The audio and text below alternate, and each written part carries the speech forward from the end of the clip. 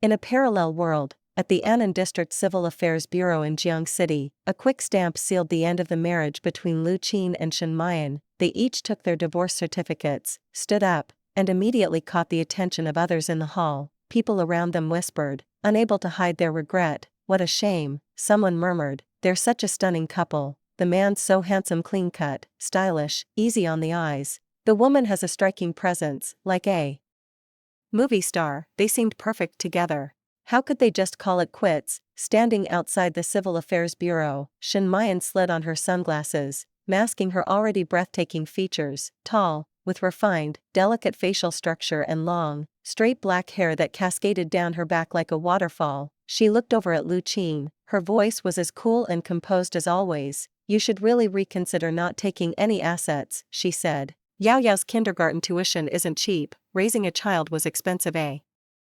Bottomless pit of expenses." Without the foundation of marriage, Lu Qin had no job and no income to fall back on. "There's no need," Lu Qin replied calmly, his gaze unwavering. Seeing his firm stance, Shen Mayan didn't press the matter. She turned, got into her Maserati, and sped off. She had always been decisive, no hesitation, no second-guessing. They were both adults, after all, and once a decision was made, they each had to live with the consequences. What surprised Shen Mayan was Lu Qin's refusal to take any of their shared wealth. He could have walked away with a considerable fortune, and most people wouldn't have been able to resist. But not him. Their daughter, Yao Yao, was adamant about staying with Lu Qin. Shen understood the bond. After all, she had rarely been around since Yao Yao was born. Still, she wasn't too worried. She figured that, after leaving a life of luxury, it wouldn't take long, 2 weeks, maybe, before Yao Yao came crying back to her. In a way, Lu Qin's decision not to take any money played into her hands. When his new life became unbearable,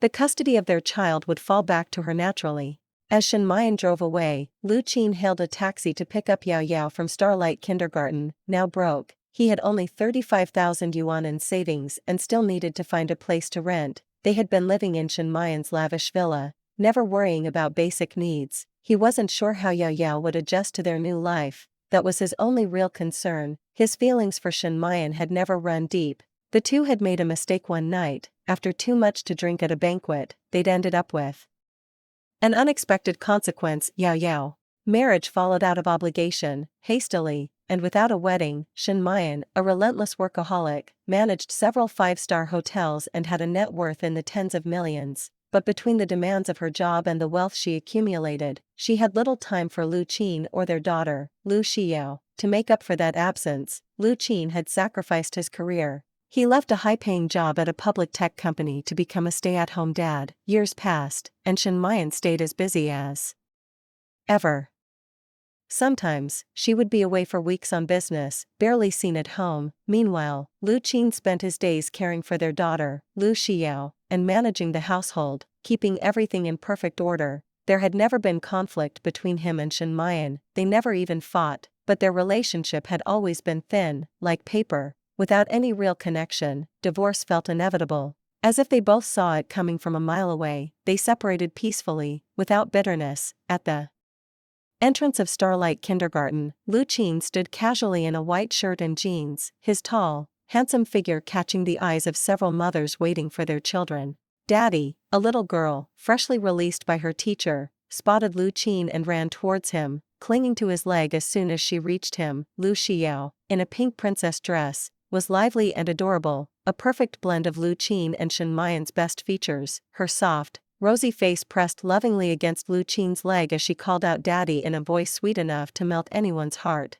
Lu Qin's eyes were full of warmth as he gently patted her head. "Miss Li, I'm picking up Yao Yao now," he said, showing the teacher his pickup card before lifting his daughter into his arms. "Goodbye, Ms. Li." Yao Yao waved cheerfully. "Goodbye, Yao Yao." Her teacher responded with a smile. The kindergarten staff were familiar with Lu Qin. He was always polite and warm, and his good looks didn't go unnoticed. Little Yao Yao, with her charm, was unforgettable as well. But no one had ever seen her mother. It was always Lu Qin who did the pickups, leading many of the single female teachers and mothers to believe he was a single dad. Some even tried to approach him occasionally, while Yao Yao was often showered with small gifts like milk or lollipops. Holding her tiny hand, Lu Qin and his daughter walked leisurely along a tree-lined path. "Were you a good girl at kindergarten today?" "Yao yao, I was super good," she replied with enthusiasm. Lu Qin raised an eyebrow playfully. "Keep that up," he said with a grin. Yao yao blinked her large, sparkling eyes. "Daddy, since I was so good, can I have an ice cream? I'll reward you with a flick on the forehead." "Wah, never mind then." She pouted for a moment but quickly recovered, happily skipping along while holding his hand. No matter what, Yao Yao was always happy as long as she was with her dad. Of course, ice cream would make her even happier. As they passed by other grandparents picking up their grandchildren, Yao Yao noticed many kids getting ice cream, doted on by their doting elders. Lu Qin soon heard the familiar sound of soft gulping beside him. He thought for a moment and remembered it had been 3 days since she last had ice cream. Today, he decided she could have one. Hearing this, her face lit up with excitement. "Daddy, I want a strawberry choco bar." Her smile stretched from ear to ear as she savored her treat, her happiness so pure it seemed even her eyebrows smiled. After finishing her ice cream, Yao Yao wiped her mouth with the tissue Lu Qin handed her. He looked at her thoughtfully before speaking. "Yao Yao, do you understand what it means that Daddy and Mommy are going to live separately?" "You mean divorce, right?" she said, interrupting him, without hesitation. "You know what that means?" "Of course," she replied, her chubby face calm and unbothered. "I saw it on TV. Divorce means Daddy and Mommy live in different houses, sleep in different beds, and don't stay together anymore." Lu Qin couldn't help but smile bitterly. Kids these days seem to know everything. Thinking back, even when he and Shen Mayan were married, they had always slept in separate rooms, first because they lacked real affection, and second because she was always busy working late into the night. "How do you feel about that?"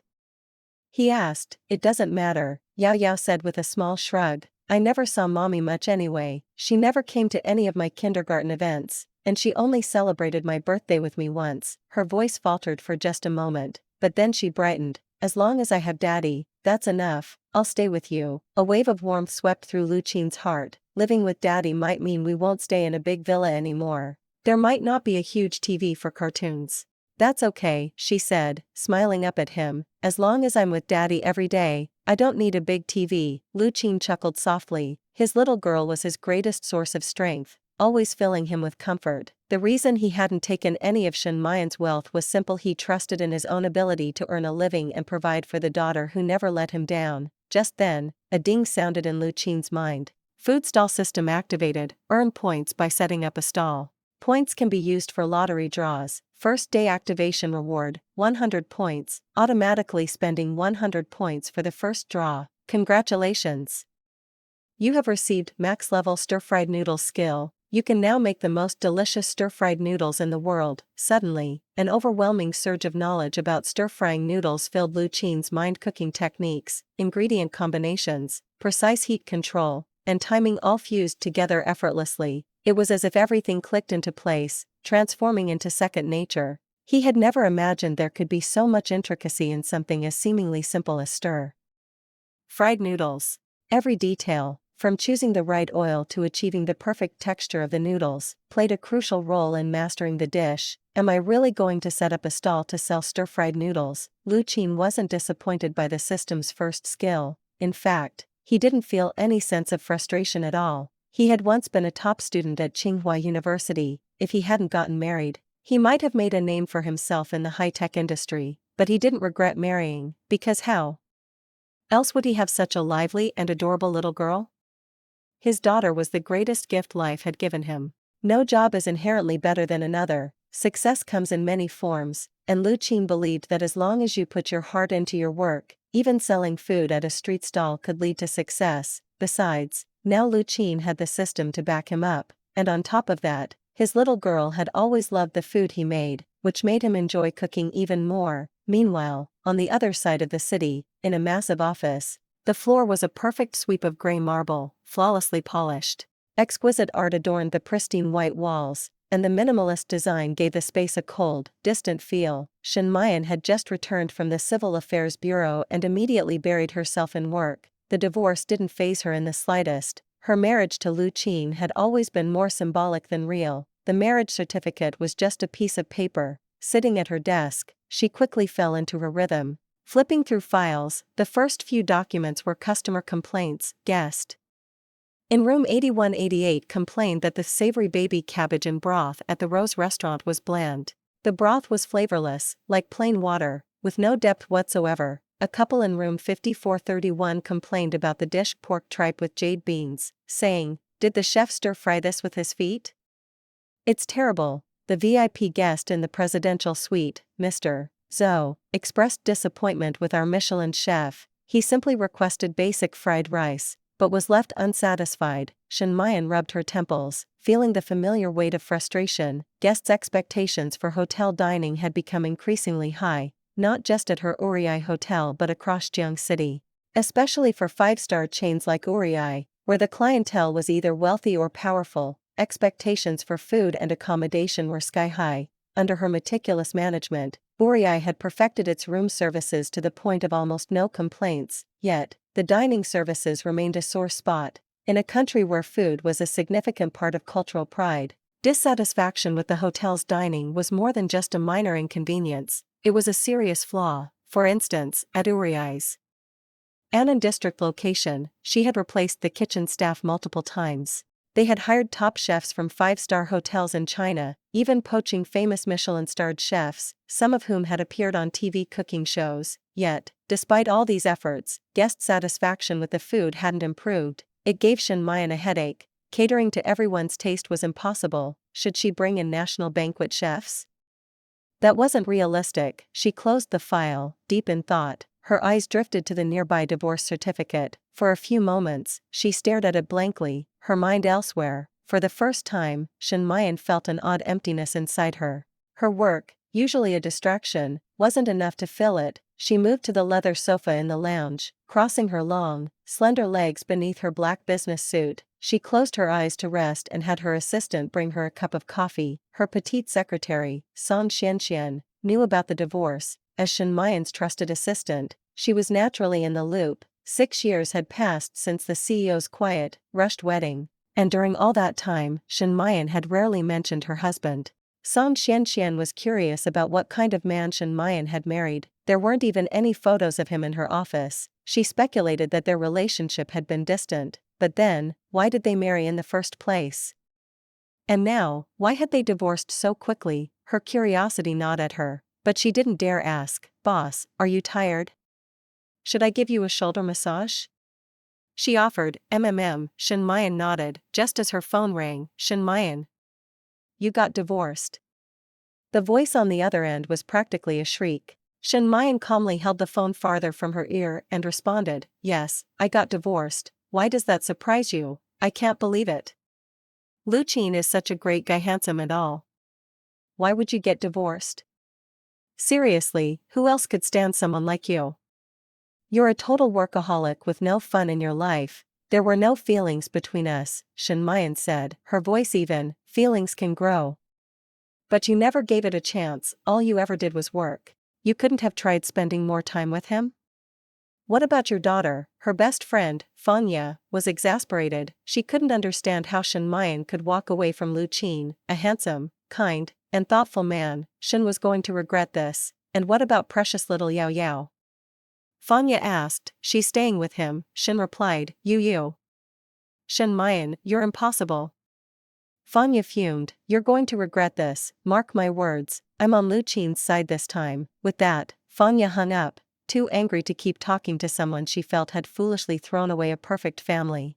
At some point, Song Xianxian had quietly left the room, leaving Shen Mayan alone in the vast, luxurious office. Taking a sip of her coffee, Shen Mayan's thoughts drifted to the face of the man she had just divorced. To be honest, even with her critical eye, she had always found Lu Qin pleasant to look at. From what little she knew of him, his personality and character were quite good too. Perhaps if they had taken the time to date properly, things could have unfolded differently. Maybe they could have built a beautiful life together, but from the very beginning, their meeting had been at the wrong time and place, a mistake between two strangers. And then, they had a child. Both she and Lu Qin had been blindsided by that huge, life-altering event, and their lives had taken unexpected turns. As Shen Mayan slipped deeper into her memories, she recalled the many nights she would return home exhausted, only to find the house perfectly organized, instantly putting her at ease. Lu Qin had always been thoughtful, even though they were never close. He would cook noodles for her, just simple egg noodles, but the aroma was irresistible,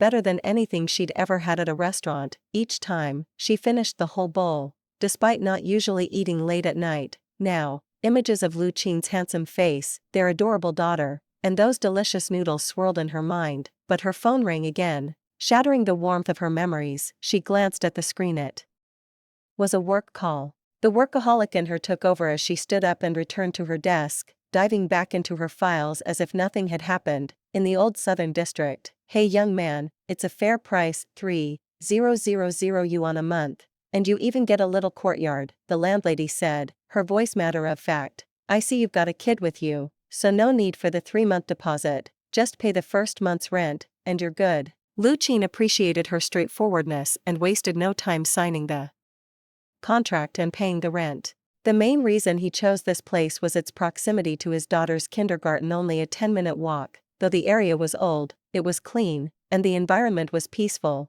The old neighbors were friendly too. When they saw new tenants moving in, they came over to say hello. Lu Qin's daughter, Yao Yao, always sweet and polite, greeted them with her soft, endearing voice, instantly winning herself an apple and an orange in her two small, white hands. They had gone from living in a luxury villa to a modest home in an ordinary residential area. It seemed like a big downgrade, but neither Lu Qin nor his daughter minded. Little Yao Yao, full of curiosity, wandered around the new place, fascinated by everything. Daddy, let me help you move things, she said, running over with quick little steps as she saw her father carrying a big box. Why don't you take your stuffed toys into the house first, Yao Yao? Lu Qin suggested. Okay, Daddy, she replied, her eyes lighting up as she eagerly went to move her precious toys. Yaya, the little one, struggled forward, holding a large cardboard box, wobbling on her tiny legs like a tottering snake. Seeing this, Lu Qin bent down to steady the box and chuckled softly. Yao Yao, just do what you can manage. Let Daddy handle this big box. Daddy, did I buy too many toys? It's so heavy, she huffed, furrowing her little brows in concentration. Lu Qin smiled warmly. So, will you still buy so many toys next time? I'll only buy the ones I really like. If I just like them, I won't buy them, she replied, her big, watery eyes blinking earnestly. But Daddy, let Yao Yao move her own things. You said we should do our tasks ourselves whenever we can. She was so sensible for her age. Knowing the large box was too heavy for her, she smartly switched to smaller boxes, dividing the toys and moving them one by one into her room. Father and daughter worked together for over an hour, organizing and tidying up. After washing up, they finally sank into the sofa to rest. In their old neighborhood, there was a farmer's market just 500 meters away. That evening, Lu Qin made a quick trip to buy some simple ingredients for dinner. Meanwhile, Lu Xiao sat in the living room, engrossed in her favorite cartoon, Dora the Explorer. Though the TV wasn't as large as their previous one, it didn't seem to dampen her enthusiasm. The first skill Lu Qin had won from the system's lottery was max-level stir-fried noodles, and with it came an incredible boost in his cooking prowess. His technique had advanced so much that even cutting vegetables or flipping a pan had become an art. What used to be just basic competence had now turned into mastery. For dinner, he whipped up a simple yet hearty meal: braised pork ribs, scrambled eggs with tomatoes, and stir-fried greens, just enough for two, and perfectly portioned. As soon as the dishes hit the table, the rich, savory aroma wafted into the living room. Lu Xiao's little nose twitched. She immediately turned off the TV and rushed over, eyes wide with excitement. Wow! Daddy, it smells amazing. Yao Yao is hungry, she exclaimed, bouncing on her toes, forgetting she had already eaten a whole apple while watching her show. Daddy, today's dinner smells even better than usual. Her big eyes sparkled as she gazed longingly at the glossy braised pork ribs, practically drooling. Go wash your hands, then we can eat, Lu Qin reminded her gently. Okay, she replied, dashing off to the bathroom. She dragged a small stool over to the sink and stood on it to reach the faucet, her little hands carefully scrubbing under the water. Lu Qin had raised her well she could wash her face, brush her teeth, and even tie her shoes all on her own. When she returned, Lu Qin had already served her a small bowl of rice and a tender piece of pork rib. Daddy, let's eat, she said, clumsily trying to maneuver the chopsticks. The moment she took a bite, her face lit up with pure joy. The soft, savory pork practically melted in her mouth, and she couldn't help but bob her head in delight. her feet swinging happily under the table. Eat slowly, or your tummy will hurt, Lu Qin said, smiling as he took a bite of the scrambled eggs with tomatoes. His eyes widened in surprise. As expected from the system's max-level cooking skill, even something as simple as scrambled eggs had been elevated to a whole new level. The eggs were perfectly tender yet firm, while the tomatoes were bursting with sweetness and freshness. The flavors melded together in a way that left a lingering satisfaction after every bite. In no time, the 3 dishes were wiped clean by the father and daughter. Lu Qin polished off 2 big bowls of rice, while Yao Yao happily finished her 2 small ones. Afterward, they both leaned back in their chairs, too full to move. Yao Yao rubbed her little belly contentedly, though there was still a hint of longing in her eyes. Daddy, can you make this again tomorrow? It was so yummy today. Of course, Lu Qin said with a smile, patting her on the head before getting up to clean the dishes. Ever helpful, Yao Yao insisted on joining in. But soon enough, her sleeves were soaked, and after using too much dish soap, the sink was overflowing with bubbles. Hee hee, she giggled, amused by the chaos she had caused. Lu Qin couldn't help but laugh too, gently tapping the tip of her nose. You little troublemaker. The kitchen was filled with the warmth of love and laughter. At 8:30 in the evening, Jiang City was a vibrant sea of lights, bustling with life as the night came alive. Shen Mian, exhausted from her long day, parked her car in the garage and took the elevator up to her villa. After a quick face scan to unlock the door, she stepped inside. The house was dark and eerily quiet. For a moment, she wondered if she had walked into the wrong home. In the past, no matter how late she returned, Lu Qin would always leave a light on for her, with a warm cup of lemon water waiting on the table. But tonight, there was only silence. Shen Mian hesitated, then changed into something more comfortable, grabbed a bottle of mineral water from the fridge, and sank into the plush leather sofa. She closed her eyes, seeking a moment of peace. You're back? Yao Yao's already asleep. Are you hungry? I can make you some noodles. Lu Qin's gentle voice echoed in her mind. Startled, she opened her eyes. The spacious living room was empty. The warmth of his presence was nothing more than a memory, and an inexplicable wave of frustration welled up inside her. Needing a distraction, she picked up her phone and dialed a number. Fanya, are you free? I'll treat you to dinner, a groggy voice answered. No, I'm busy. Wait, what? Treat me to dinner? Do you even realize what time it is? I just got home from work. I haven't eaten yet, Shen Mian replied, her tone carrying a hint of complaint, as if to say, do you think it's easy working myself to death every day? Fanya sighed on the other end. Can't you take better care of yourself?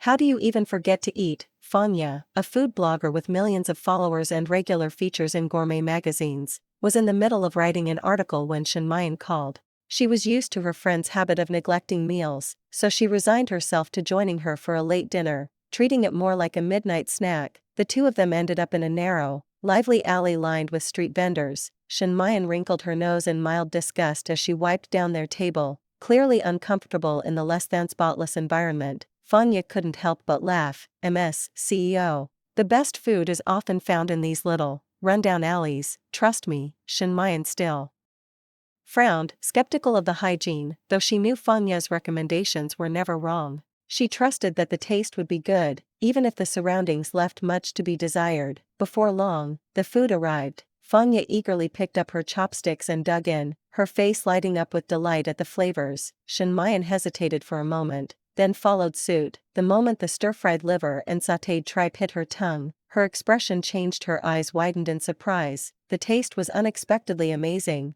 Even though the dishes didn't look all that appealing, Fanya grinned triumphantly, watching her notoriously picky friend enjoy the meal. So, MS CEO, how's it taste? Was I right? Very good, Shen Mian admitted, nodding in approval. Then she turned to the owner, asking if they had more dishes like the ones on their table. She was already imagining how great it would be to recruit such a skilled chef for her hotel's kitchen, but after some inquiries, her hopes were dashed. The small shop specialized in only a few awful dishes, and the rest of the menu was just average. She was disappointed and abandoned the idea her hotel guests couldn't live on stir-fried liver and sautéed tripe alone. Fanya chuckled, shaking her head. It's this late, and you're still thinking about work? Can't you just enjoy the meal for once? Shen Mian sighed. You're a top food blogger with tons of connections. Can't you help me find a good chef? Fanya shot her a look. You're looking for someone with banquet-level skills. The only person I know who fits the bill is old Master Mai from Jiang City, but he's retired. Are you really going to ask him to come work for your hotel? Shen Mayan sighed again, leaning back as Fanya popped the last piece of tripe into her mouth, savoring the moment. At 7 a.m., Lu Qin woke up, got himself ready, and went to wake up his daughter, Lu Xiao. Yao Yao, it's time to get up for school, little lazy pig, he called softly. Thanks to a well-set bedtime routine, Lu Xiao usually slept by 9:30 p.m. and woke up around 7 a.m., getting just the right amount of rest, but this morning, she struggled a bit. Daddy, I'm still sleepy, she murmured, rolling over and wrapping herself tightly in the blankets like a little dumpling. Lu Qin chuckled, gently patting her. Come on, sweetie, today's a school day. The little girl tried her luck, peeking out from the covers. Daddy, can I skip school and stay with you? Nope, Daddy's got to go make some money. Her eyes lit up, and she sat up straight, suddenly excited. I'll help Daddy make money. Lu Qin playfully flicked her forehead. Ow, ow, nice try. Your job is to go to kindergarten and be a good student, he reminded her. Okay. Daddy, are you going to the office today? Nope, Daddy's going to set up a food stall. A food stall? That sounds fun. She exclaimed, full of curiosity. As she got dressed, she continued peppering him with questions. Moving to a new place hadn't changed much of their morning routine, and soon, Lu Xiao was standing on a little stool in the bathroom, brushing her teeth and washing her face, all by herself. Meanwhile, Lu Qin prepared breakfast. Breakfast was simple fried eggs, toast, and milk. Wow! Daddy!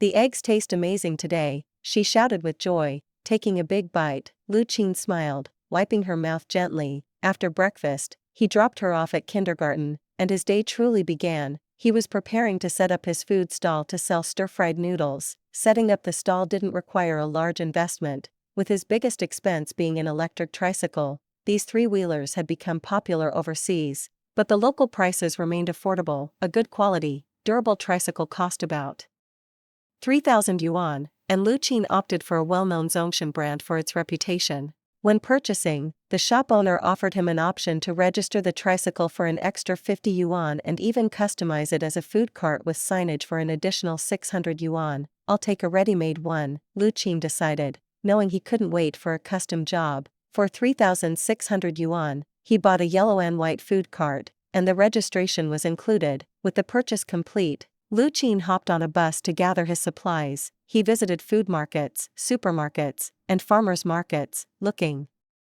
for the best quality ingredients: fresh rice noodles, eggs, oil, salt, vinegar, and other essentials. His system-enhanced cooking skills ensured he knew how to source top-tier ingredients. For example, high-quality rice noodles could elevate a dish far beyond what average noodles could achieve. After some searching, he found authentic handmade rice noodles from Anyang County at a small stall. How much for the rice noodles? He asked the vendor. 4.5 yuan per jean, the vendor replied. If I buy a lot, can I get a discount?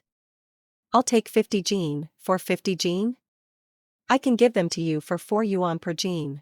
The noodles were perfect, white as crystal, smooth as silk, and elastic like rubber bands. They wouldn't get mushy after cooking, nor would they become too greasy or dry when stir-fried. Lu Qin paid 200 yuan for the noodles and added 10 jean of fresh eggs, 3 jean of lean meat, 3 jean of ham, along with oil, salt, and vinegar, spending a total of 364, 8 yuan. As he left the market, he noticed a shop selling disposable tableware nearby. Sure enough, it was exactly what he needed to complete his setup. 1,000 pairs of disposable chopsticks cost 30 yuan, and a box of 240 medium-sized disposable plastic takeout containers was 75 yuan. Lu Qin also picked up a box of napkins, 10 rags, a wok, and a few aprons. Young man, buying all this? Are you setting up a stall?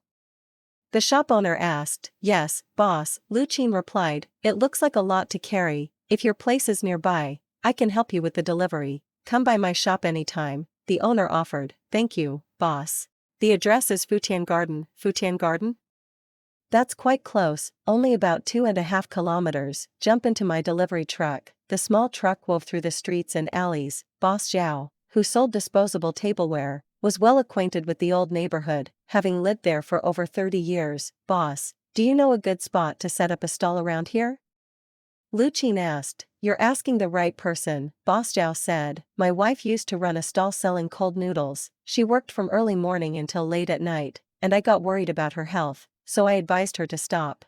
For breakfast, try the entrance of Sunshine Elementary School. There's a lot of foot traffic and only a couple of breakfast shops, most others are stalls. If you pack up by 8:30, you won't have to worry about city inspectors. For dinner and late-night snacks, head to University Town. Avoid setting up on the main road, they charge a high stall fee there. Instead, go to the small alley next to La Maisie Hot Pot Restaurant. All the stalls are there, and they don't charge fees. Get there early too.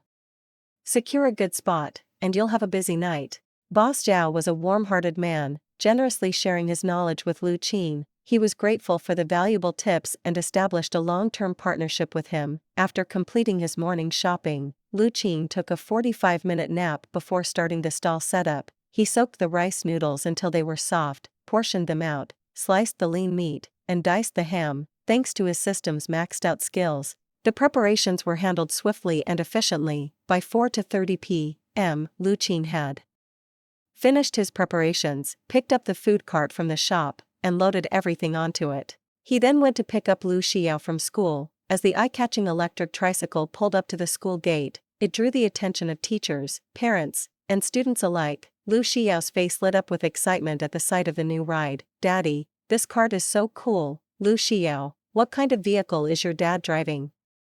It's so flashy. Wow. It's an electric tricycle.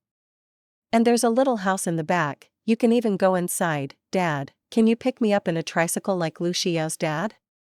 I don't want to ride in a car anymore. In Jiangqing, where luxury cars were common, Lu Qin's three-wheeled cart stood out as a unique and intriguing sight in front of Starlight Kindergarten. Lu Xiao beamed with pride, eagerly hopping into the cart and sitting next to her dad. With a triumphant fist raised, she announced to her friends, Daddy, let's go. Starlight Kindergarten was known for its emphasis on values and discipline, and Lu Qin's food cart drew more curiosity than disdain. Teachers and parents were simply surprised and impressed by Lu Xiao's dad starting a new venture. A brand new food cart turned into the alley next to the Spicy Girl Hot Pot Restaurant at 5:15 p.m. in Chonglin Road, University Town. By the time Lu Qin arrived with his daughter in tow, the best spots were already taken. The prime locations near the alley's entrance had long been claimed. As luck would have it, one of those stalls was also selling stir-fried noodles. The middle-aged, greasy man running that stall glanced at Lu Qin's new sign but paid it little mind. Food stalls were easy to set up, so competition was fierce. However, after running his stall for 5 years, this vendor had built a solid reputation and a loyal customer base. His stir-fried rice noodles were fragrant, spicy, and chewy, a favorite among the university students. Lu Qin parked his food cart about 50 meters away from the entrance, where only a few scattered stalls stood. These vendors, arriving late, knew that being stuck at the back might hurt their business, but Lu Qin didn't seem to mind. Even if the location wasn't great, he firmly believed that good wine is not afraid of deep alleys. After parking the cart, he gently patted his daughter's head. Yao Yao, we'll set up shop here and sell our stir-fried noodles. Her eyes lit up with excitement. It was her first time at the night market. Usually, Lu Qin took her to big shopping malls, but she had grown tired of them. This bustling market was a whole new experience, and all along the way, she kept exclaiming, Wow! Wow, Daddy, Yao Yao will help too. She was eager to pitch in, helping arrange takeout boxes with a focused expression. The nearby vendors, mostly older men and women, couldn't help but glance at this young man and his adorable, well-behaved daughter. Seeing young people setting up food stalls wasn't uncommon these days. Stories of young man makes thousands a day with his food stall better than an office job, or couple buys 2 city center houses selling street food frequently made headlines. Yet, in reality, very few could make that kind of money. Most just hovered around breaking even. By 5:35 p.m., Lu Qin finished setting up his stall. The evening dusk had settled in, and the university town was coming to life with people out for dinner and shopping. The stalls at the entrance of the alley were already buzzing with customers. Boss, 1 stir-fried rice noodles, extra spicy, 1 multigrain pancake with pork tenderloin and hot dog no lettuce, some skewers, please. I'll take chicken wings, shrimp, leeks, and grasshoppers. Gradually, more diners showed up. Young couples, Families, grandparents with grandchildren, yet, very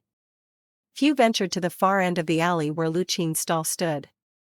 The food was similar across the stall's: grilled skewers, fried noodles, cold dishes, and since taste didn't vary much, location made all the difference. Half an hour passed, and Lu Qin hadn't served a single customer. The man selling Odin next to him was doing slightly better, having served a couple of customers earlier, though his business had slowed too. With not much else to do, the uncle struck up a conversation with Lu Qin. "Hey, young man, new to this?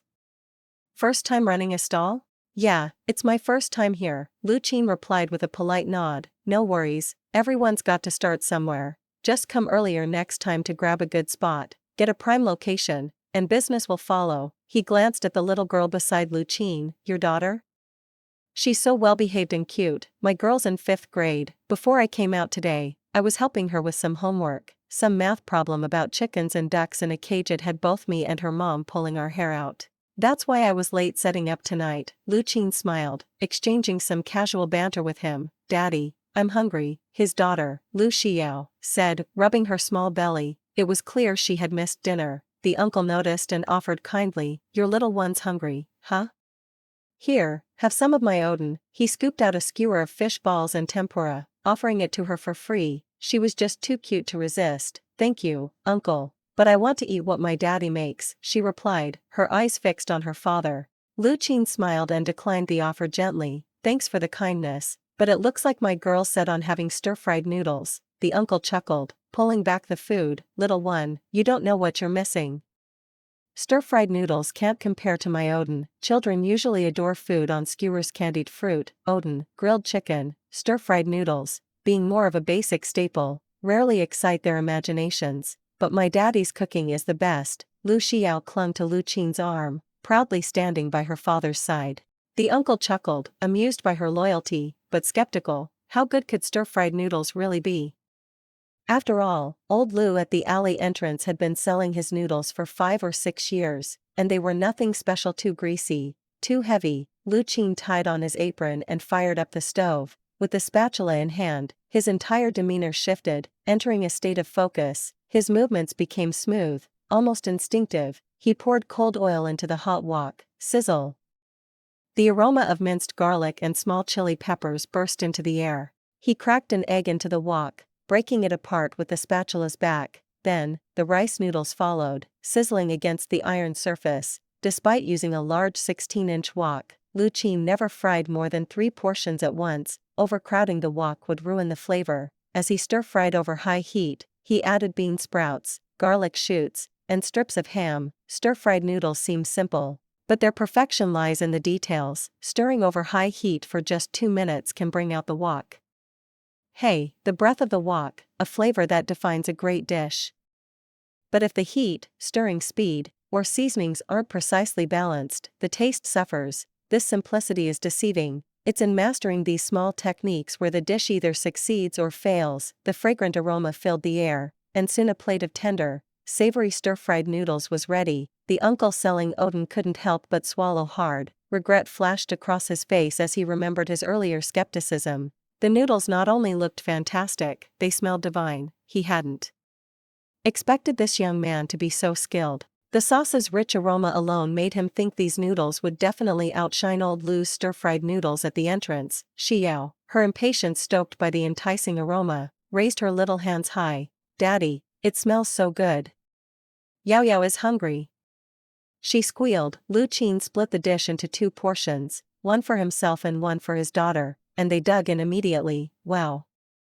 This is so yummy." Her eyes sparkled as she chewed, speaking through a mouthful of noodles. "Slow down, don't choke." Though Lu Qin gave a gentle reminder, the noodles were far from dry or tough. They were perfectly smooth and springy, thanks to his quick stir-frying technique, a skill that required precision. Had his timing been off, the noodles could have turned mushy, ruining their texture. The uncle next to them, watching the father and daughter eat with such joy, felt his own mouth water. Goodness, why do these noodles smell so amazing? Even though he had eaten dinner just an hour ago, a pang of hunger struck him again. Young man, these noodles of yours look really good. Could I have a plate too?" Lu Qin paused, wiping his mouth with a napkin before nodding. "Sure." Xiao wanted to chime in with, "Uncle, you've got good taste," but with her mouth full of noodles, she simply kept eating in silence, a happy smile on her face. "Bro, you're my first customer today, so I'll give you extra noodles and ham," Lucien said. "Sure, buddy,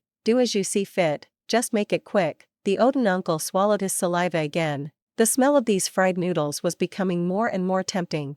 He didn't eat fried noodles often before, but Lucien's noodles really smelled amazing. They looked appetizing, and he couldn't resist. The noodles were tossed a few more times in the wok, releasing a rich aroma with a hint of wok hay. The Odin uncle's nostrils flared like butterfly wings, and his stomach rumbled with hunger. "Hurry up and give it to me, I'll pay in a bit." The uncle couldn't wait. He reached out, took the box, tore open the chopsticks, and started digging in. "Oh wow. This is really good." Hiss. "So hot." The uncle bent over, devouring the noodles, not realizing fried noodles could taste this good. The fragrance was overwhelming, the texture was excellent, and the rice noodles were soft yet springy, blending perfectly with the savory eggs and ham, constantly stimulating his taste buds. The more he ate, the more he craved. Unable to stop, Lucien took a marker and wrote the prices on a whiteboard. Vegetarian fried rice noodles, 8 yuan per serving, add an egg, 1 yuan, add ham, 2 yuan, add lean pork, 2 yuan. In Jiangxing, this price for fried noodles was quite reasonable. The uncle finished the noodles in just a few bites, licking his lips, still craving more, but he was already full, or else he would have ordered another serving. "Young man, your fried noodles are absolutely delicious. So smooth and rich in flavor, not greasy at all, and the more I eat, the better it gets." The uncle gave him a thumbs up and scanned the QR code to pay. It seemed like old Lu had some competition now. As the WeChat payment came through, a voice rang in Lucien's mind. "Sold 1 serving of fried rice noodles, earned 1 point, collect 100 points for a chance to enter a prize draw," something Lucien was looking forward to. Just then, Lu Xiao had also finished her fried noodles, not leaving even the smallest piece of ham stuck to the box. "Daddy, the fried noodles are so tasty. I want more." Lucien glanced at the little one and asked, "Is there still room in your tummy?" Lu Xiao looked down at her bulging belly, stuck out her tongue and replied, "Not now, but I'll eat more when I get hungry later." Not far away, 2 male college students were walking by. They initially wanted to buy grilled cold noodles but caught the scent of fried rice noodles, making them turn their heads. "It smells like fried rice noodles, and it's really fragrant. Let's go check it out. Looks like a new stall, smells good, wonder how it tastes. Hey, handsome guys, want to try some fried rice noodles?" Lucien asked while smiling. The 2 students glanced at Lucien, clearly taken aback. This stall owner was definitely more handsome than them. "Alright, boss, we'll take 2 servings with eggs. The ham and lean pork look fresh, too, let's add those as well." "Add everything." "Got it," Lucien replied. They paid 26 yuan through Alipay, and the system credited him with 2 more points. 2 minutes later, the fried rice noodles were ready. Just as Lucien was about to pack them up, one of the students said, "Boss, no need to pack it. Just hand it over. It smells too good, I need a bite now. These noodles look really appetizing. I was planning to eat at the grilled cold noodles place, but I guess I'll have to wait until tomorrow." The 2 of them stood at Lucien's stall and started gobbling up the noodles. "Wow, this is a surprise. Boss, your fried rice noodles are amazing, so good. Really good." After that quick compliment, the 2 focused on eating. "Boss, got any drinks?" One of the students, having finished his portion quickly, wanted a drink. "Sorry, it's my first day, and I didn't have time to prepare any," Lucien said apologetically. The Odin uncle next door quickly chimed in, "I've got iced tea over here." Lucien's fried noodles were quite filling, with plenty of bean sprouts, cabbage, ham, and pork bits, so 1 serving was enough to satisfy. "Boss, will you be here again tomorrow?" "I should be." "Alright, we'll come back for more tomorrow." After the 2 college students left, business slowed down again, even though Lucien's fried noodles were top-notch. They weren't well known yet, so not many people came all the way into the alley to buy them. The Odin uncle encouraged Lucien, "Young man, your fried noodles are truly excellent. Stick around for a few more days, and business will definitely pick up." Hearing someone praise her dad, Lu Xiao felt overjoyed. "Uncle, you've got good taste. Didn't I say so? My daddy's cooking is super tasty, haha, uncle just tells it like it is, hee hee." Lucien smiled and shook his head. Around 8 p.m., the flow of people in the university town reached its peak. More customers began wandering into the alley. Some people wanted to eat fried rice noodles and noticed Lu Qin's stall, but they didn't stop. Instead, they went back to buy from the stall at the entrance of the alley. Lu Qin's stall lacked any buzz, while the Lu's fried noodles stall at the entrance already had a line forming. This was the herd effect. People tend to think that the longer the line, the better the food, but sometimes, that was not the case. A few minutes later, 4 or 5 girls holding bubble tea were snapping pictures while buying various snacks. I didn't have dinner. Do you all want some fried rice noodles? I'm not hungry. I just had some fried skewers and I'm full. I still haven't finished my takoyaki. I'll pass too. You go ahead and buy. The girls stood in front of Lu Qin's quiet stall. This place looks pretty empty. Let's go to the one at the front of the alley, one of the girls whispered. Seems like it, but this owner is really handsome. He's totally my type, and he's got a kid with him. The child looks like a little porcelain doll, so cute. Pretty sisters, why don't you try my daddy's fried noodles? My daddy's noodles are super delicious. Lu Xiao said sweetly, flashing an adorable smile. Oh my gosh, she's so cute, I'm melting. Come here, let me pinch your little cheeks. Boss, do we get the kid for free if we buy noodles? One of them joked. The kid's not for sale, Lu Qin said with a smile, but you can try the noodles, they're really good. Alright, I'll have one, with an egg. Got it. Lu Qin quickly started frying the noodles, while the girls watched him with starry eyes. It's often said that men who work seriously are the most attractive. At that moment, Lu Qin, focused on cooking, embodied that perfectly. After seeing so many greasy middle-aged stall owners, Lu Qin, clean and handsome in his apron, was definitely a refreshing sight. Wow. It smells amazing. The noodles were soon ready. Lu Qin expertly packed them up. Here you go. Smelling the rich aroma, the girls couldn't help but swallow their saliva. The stalls in the alley didn't provide seating, so customers had to take their food to go. Thanks, boss. If it's good, we'll be back for more. Originally, they had only bought a serving because of how good Lu Qin and his daughter looked. But now that the noodles were ready, their thoughts had changed. Hurry, let's find somewhere to sit.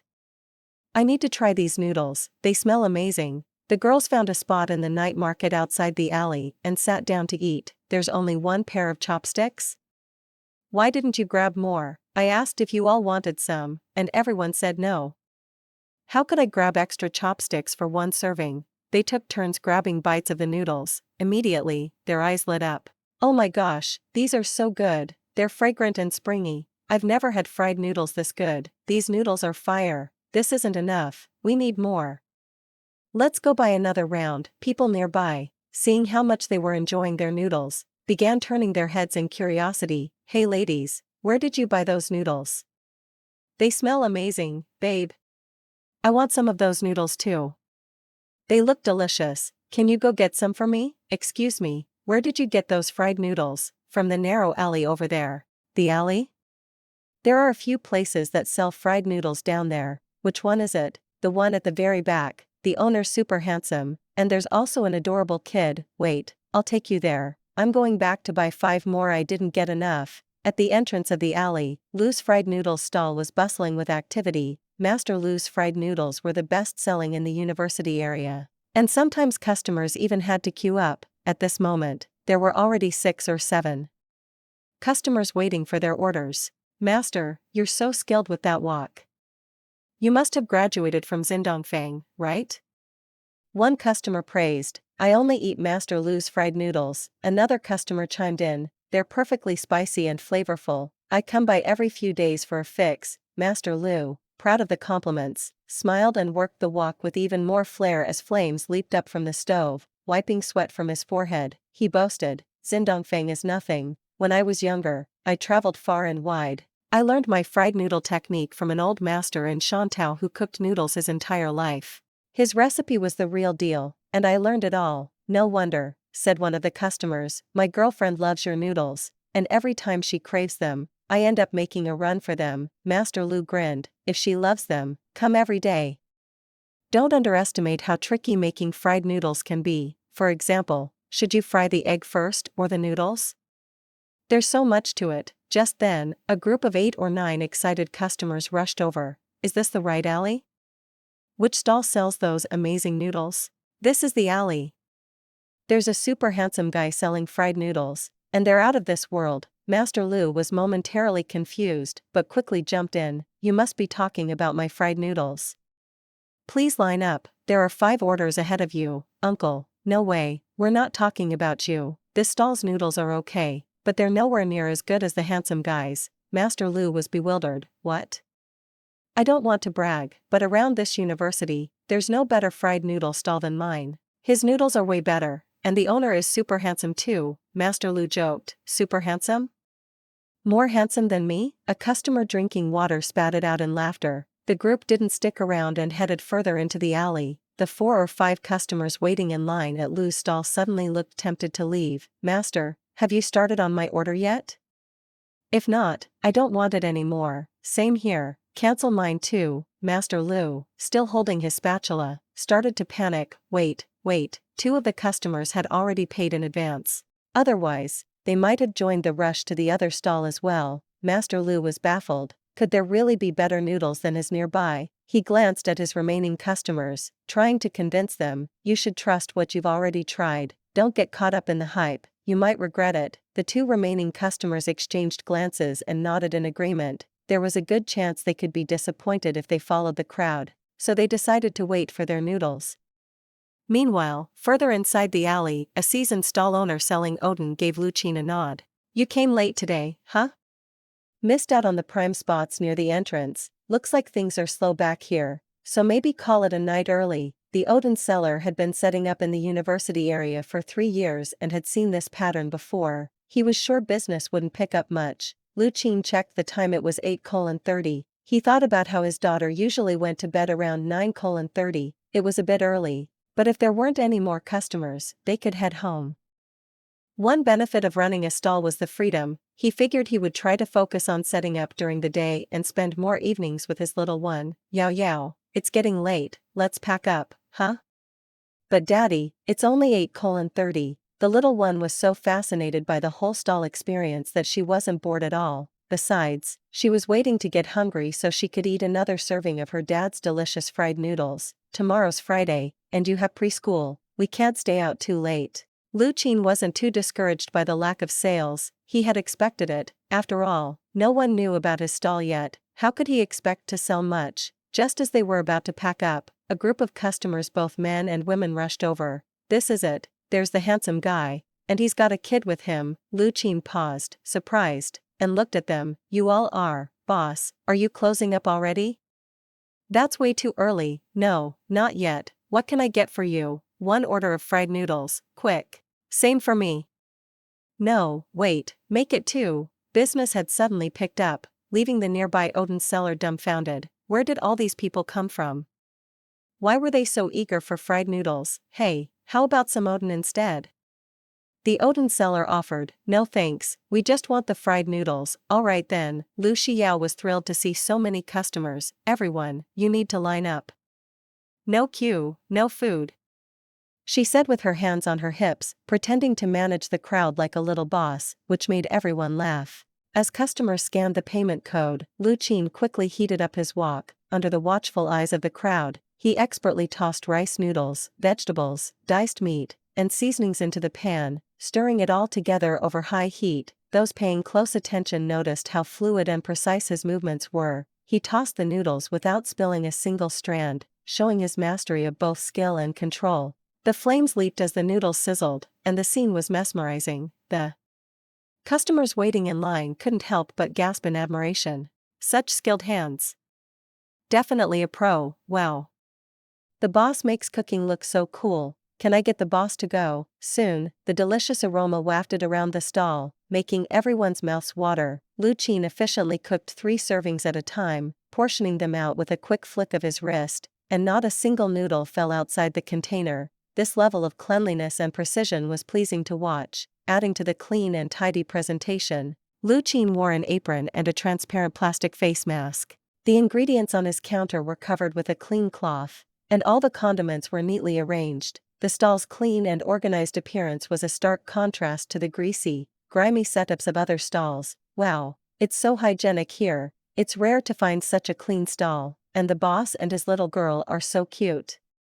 These noodles smell amazing. I bet they taste great too. Little Lu Xiao was already helping with the packaging. Daddy, you keep cooking. I'll handle the packing. She reached out with her little hands and carefully grabbed a plastic bag, shaking it as she had seen her dad do earlier before placing it on the counter. Then she neatly covered the noodles, moving slowly but precisely, double-checking to ensure the lid was on properly before handing the food over with a satisfied nod. The young customers waiting for their orders watched with amusement, entertained by her diligent but slow pace. After all, no one could resist watching such an adorable and sweet child. Next, she placed napkins and disposable chopsticks in the plastic bag and tied a neat double knot, just like her dad had taught her. "Mister, here's your order," she said cheerfully. "It's mine." "Thank you."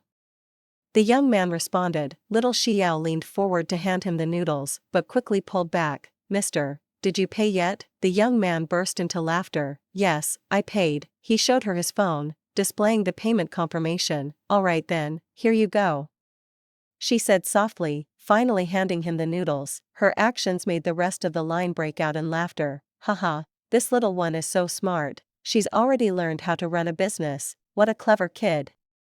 She even checks to make sure you paid. She's so wonderful. Definitely one of those kids everyone wishes they had, so well behaved and adorable, unlike mine, who's a little monster. I swear, I feel like throwing him in the trash sometimes." In the night market of the university town, down a side alley, a father-daughter duo, both exceptionally good-looking, set up a stall selling fried noodles. There are 8 or 9 customers already standing in line. The stall owner was incredibly handsome, and his stir-frying skills were professional and smooth. His fried noodles were delicious, and everyone was eager to find out for themselves. The stall owner's daughter was super cute, though she was only of kindergarten age. She already knew how to help her father with the business. She was thoughtful, well-behaved, and the type of child others envy. Everyone wanted to take both this little cutie and the fried noodles home with them. With 8 or 9 people queuing up, Lu Qin's stall started to gain some popularity, attracting more curious passers-by from the alley entrance. "What are they selling that's so good? Wow. These noodles look so delicious. I mean, smell so good. So many people in line, it must be delicious. New here? Never seen them before. I usually only eat from Lu's. Their fried noodles are fresh, fragrant, and spicy, just the way I like it. I came to check it out because of the line, but I'm not a fan of fried noodles. They're too oily and heavy after just a few bites." Some of those drawn by the crowd decided to wait in line to give it a try, while others, uninterested in fried noodles, shook their heads and went next door to buy oden or marinated skewers instead. The sudden influx of people brought more buzz to the alley. Even the oden seller, who had half packed up his stall, decided to reopen it. The neighboring stalls, which had been quiet, also started calling out for business. The deep alley became lively in no time. Lu Qin didn't stop, working the spatula non-stop, frying batch after batch of noodles. He didn't feel tired, either. Every serving sold meant an extra 10 yuan, keeping him constantly motivated. Beside him, his daughter, Lu Xiao, was busy packing up the fried noodles, clearly enjoying the work. But in just a few minutes, the table was covered with unpacked servings, and the little one started to panic. She couldn't keep up. "Daddy, why are you cooking so fast?" The rising aroma from the wok wafted through the air, drawing even more people into the line. "Boss, your noodles smell amazing. I'll take 3 eggs, 2 portions of ham, and some diced meat, please. I'm starving. I haven't had dinner yet." "I'll take 2 portions to go. Add egg and ham as well." "All right, please wait a moment. I'll fry them up right away." Lu Qin quickly grabbed 3 takeaway boxes, tossed them onto the table, and scooped out the 3 portions from the wok. He turned off the stove for a moment to pack the noodles. His movements were swift and efficient, without any wasted effort. "Here's your fried noodles, with the 3 add-ons. That'll be 13 yuan. Please scan the QR code on the right. Thank you." "Next, your egg fried noodles. That'll be 9 yuan. 3 portions of fried noodles are packed and ready." The sound of WeChat payment notifications kept ringing, and Lu Qin noticed that no one had left without paying. It seemed the public's sense of integrity was high. "Xiao, let daddy do the packing. I don't want you to get tired. Are your hands sore?" The little girl looked up with bright, wide eyes, clearly still excited. "Daddy, I'm not tired. Look at all these customers. Does that mean we're going to make a lot of money?" she asked. Lu Qin chuckled, reached out to pinch his daughter's soft cheeks, and said, "If you're tired, just let Daddy handle the packing, okay, got it?"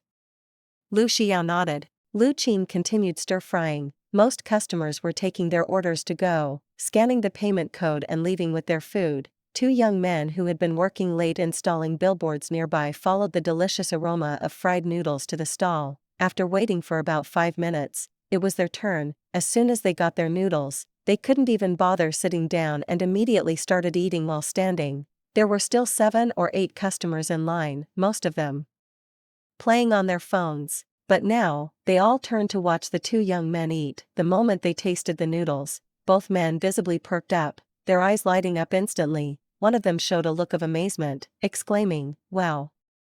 This tastes nothing like any noodles I've ever had, it's incredible." The other quickly devoured several bites, his mouth full of food and oil dripping from his lips. Looking at Lu Qin, he said, "Man, boss, how are your noodles this good? Are you sure this is just fried noodles?" Lu Qin, smiling while flipping the wok, replied, "Glad you like it, come back anytime, definitely. I could eat this every day," one of them said before both went silent, focusing on their food. They were clearly starving. The customers in line started to wonder if these two guys were hired actors, as their reactions seemed too exaggerated. "It's just fried noodles," they thought. Could they really be that good? Skeptical, some customers who had planned to take their noodles to go decided to try eating them right there to see for themselves. One bite, and several more customers were just as blown away. "Oh my goodness, these noodles are incredible. I've never had fried noodles this delicious. The noodles are perfectly springy, fresh, and fragrant, paired with eggs and ham. It's a match made in heaven. Taking a big bite fills you with happiness, truly amazing. 5 stars, hey miss. Are you auditioning for a comedy show or preparing for grad school?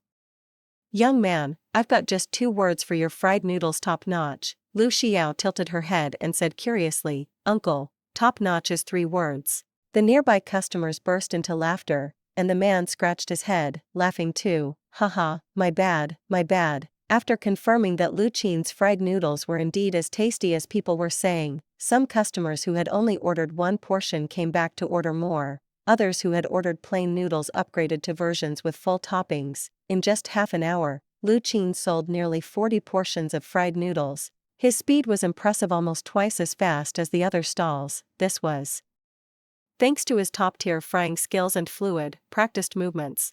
Another key factor was the quality of the ingredients. The noodles he used didn't stick, clump, or burn. Crafting such high-quality noodles required meticulous hand craftsmanship. From selecting the rice, soaking, grinding, drying, boiling, stirring, pressing, shaping, and sun-drying, each step demanded the patience and care of a skilled artisan, elevating each grain of rice into the unique handmade noodles he used. But great ingredients also need a skilled chef to turn them into extraordinary dishes. The simple fried noodles seen in every street corner became something truly special in Lu Qin's hands, irreplaceable and one of a kind. "Hey cutie, no need to pack mine, I'll eat right here," one customer said. "Excuse me, handsome, can you move over a bit? I can't wait any longer, I'm eating here too. I'll skip the takeout as well, just give me a pair of disposable chopsticks. I'm about to drool myself dry." Lu Qin handed out the last 2 portions of noodles, and when he looked up, he couldn't help but chuckle. There were now 7 or 8 customers standing in front of the stall, all eating in unison. Some were even making satisfied noises between bites. Most of them were men-women, concerned about maintaining their image, tended to take their food home to eat. It was 9 p.m. in the city. Jiang City never sleeps. The flickering lights of the night market illuminated the bustling crowds weaving through the stalls. Students from nearby universities, engineering, finance, media hurried back to campus before curfew, their arms filled with street food from the market, slipping through the side gates of their dorms, in a room inside one of the girls' dormitories. "Oh my gosh, dorm leader. What took you so long with my grilled cold noodles? Were you trying to starve me? Serves you right, lazybones, you're lucky I brought you anything at all. My dearest dorm leader, what goodies did you bring back? I just got back from the library and I'm famished. Here, see for yourself, stinky tofu, spicy chicken skewers, marinated pork rolls. Wow, marinated pork rolls, my favorite. Did you get them from Sister Peng's stall?" The group gathered eagerly around the table, diving into their late-night snacks. The dorm leader, though, held her own box tight. not looking inclined to share. Hey, dorm leader, what's that you're hiding? Share with us. Fried noodles, you all don't like them, remember? Fried noodles? Nah, too dry for me. Same, I don't do noodles, I'm more of a snack person, not into full meals. With just a quick glance, the others lost interest, returning to their own food. That was exactly what the dorm leader had hoped for. Her fried noodles were all hers. After all that effort, she had spent 20 minutes in line just to get them. Opening the lid, the rich aroma of sauce filled the room. Gurgle, her stomach rumbled loudly, she swallowed hard, unable to resist the smell any longer. She grabbed her chopsticks and was about to take her first bite when someone snatched the chopsticks from her hand. Hey! You said you didn't like noodles. Sorry, it just smells too good. I just want a taste. One bite, and her world stopped. The flavor exploded on her tongue, rich, savory, and perfect. Let me try a bite too, but you don't even like SSS. Phew, woo. Dorm leader, these noodles are amazing. So smooth, so flavorful, absolutely perfect. I want a bite too, hold up. Let me get another bite first, stop fighting. Stick to your grilled cold noodles. In less than a minute, the entire box of fried noodles was gone. Dorm leader, why didn't you bring more of those amazing noodles? Yeah, I only got, like, 2 bites. Holding the empty container, the dorm leader clenched her teeth, rage bubbling up inside her. I only got 1 bite. And you guys still have the nerve to complain. After tasting the divine fried noodles, no one cared much for the other snacks. They took a few half-hearted bites, but eventually tossed the rest into the trash, their taste buds still yearning for the lingering memory of the fried noodles. In the class chat group, people were having their usual bedtime conversations. Lu Qin's fried noodle stall soon became a hot topic of discussion. It's a handsome guy's stir-fried noodle stall on Alley Street. I highly recommend it, it's really good. I think I saw it around 8:30, there were a lot of people, I regret not buying it. Is it really that good? Is it run by that super handsome young boss? I think he has a kid, that kid is so cute, I just want to pinch her cheeks. Our dorm shared 1 portion of stir-fried rice noodles, and I'm still craving it. Tomorrow we're going to buy more, each getting 1 no, 2 portions each, let's go together. Will he still be there tomorrow night? I'm not sure, but he should be, with business that good, I bet he'll be back. Did you get the handsome boss's WeChat? He's got a kid with him, so what? Nowadays, bringing a kid along is even more appealing, plus, the kid is adorable and super cute. That's a win-win. Is he single? Definitely. Otherwise, why would he be bringing his kid to work? On the other hand, at 9:15, Lu Qin had already sold out all the noodles. He sold over 200 portions in total, going through 50 pounds of rice noodles, and nearly all of the ham and meat cubes were gone. Seeing the empty baskets, the few customers still waiting in line looked disappointed. It's so early, and you're sold out? That's not enough. I didn't even get to try it, boss. Nightlife is just starting, and you're already closing up? Exactly. Smelling it but not tasting it is the worst. Ah. I waited almost 20 minutes, and now it's sold out? That's unfair. A few customers were scratching their heads and stomping their feet. Just earlier, they saw other customers eating right after buying their noodles, and from the looks of it, the flavor was incredible. They were so envious. But now that it was finally their turn, only to be told it's sold out, they were pretty frustrated. Sorry, everyone, I'll be back tomorrow evening, so come a little earlier then. Lu Qin apologized with a smile. He hadn't expected business to pick up so much, even this late, and it was the kind of business where things were really booming. The line of customers kept growing, almost reaching 20 people, and the small alley could hardly contain them. Lu Qin had to sacrifice a bit of the noodles' texture, cooking 5 portions in one go. But thanks to his skills, the noodles still tasted delicious. Even though the texture suffered a little, the average person wouldn't notice the difference unless they were really paying attention. The remaining customers reluctantly left. The uncle at the Odin stall next door snapped out of his thoughts and cheerfully said to Lu Qin, "Didn't I tell you, young man? With noodles that taste that good, your business was never going to be slow." He said that, though inwardly, he was quite envious. The stir-fried noodles next door were doing great, so he thought his Odin business might pick up too. But he didn't expect Lu Qin's noodles to be so irresistible that customers weren't even interested in his Odin. they only emptied out his drinks, iced tea, Sprite, and Coke. Lu Qin packed up his cart, and it was already 9:45. His little girl was starting to yawn. Let's go home and sleep, Yao Yao. Tomorrow, you can stay home and watch TV, okay? If you're tired, you can sleep. No, I'm not tired, I want to help you again tomorrow, Daddy. I can help a lot. She said she wasn't tired, but only got one sentence out while yawning twice. Usually, she would be in bed by 9:30, and after Lu Qin told her a bedtime story, she would be asleep by no later than 9:45. Today, after getting home and washing up, the earliest she'd be in bed was 10:30. Lu Qin felt a little sorry for her. She was so young, and running a food stall was really tiring, but today, business had really picked up, and tomorrow, he was sure that as soon as they opened, there would be customers.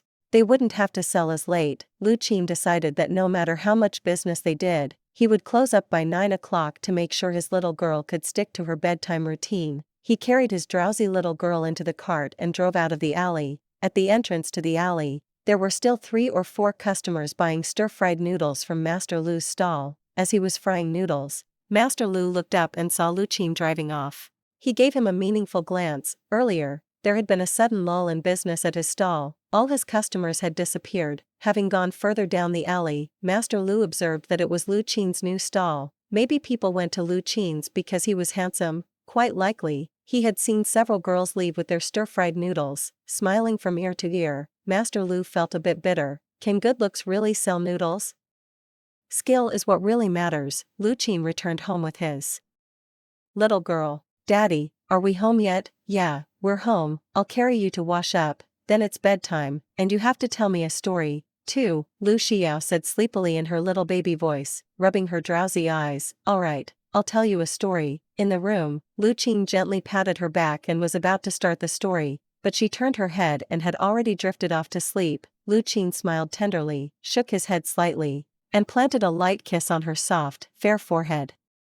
He quietly turned off the lights and left the room. There was a faucet in the yard. Lu Qin filled a half bucket of water and cleaned the food cart, then went inside to take a shower and sleep. Lying in bed, he massaged his slightly sore arms, feeling both fulfilled and content. He had sold a total of 215 portions of stir-fried noodles today, and between his Alipay and WeChat accounts, he made 2,580 yuan. After deducting the cost of ingredients, containers, and napkins, the profit was around 2,000 yuan. If he could make this much every day, it would be far better than working a regular job. 1 pound of rice noodles could make 4 or 5 portions on average, and today he had used up 10 pounds of eggs, 3 pounds of ham, and lean meat. In reality, the amount of ingredients wasn't quite enough. When buying them, Lu Qin had roughly calculated the portions based on a balance between the noodles and the toppings, so they would be just about sold out, but not much left over.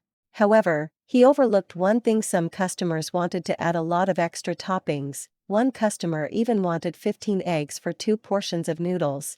Adding too many eggs would upset the balance of flavors, ruining the harmony between the ingredients, and Lu Qin wasn't going to let that happen. After some persuading, the customer compromised but still added 8 eggs. That kid sure loved eggs. With the 215 portions of noodles sold on the first day, Lu Qin earned 215 system points. Every 100 points allowed for 1 raffle draw. Lu Qin immediately used the points to draw. Congratulations! You have gained level max mung bean dessert skills. You can now make mung bean dessert that never gets old. Congratulations!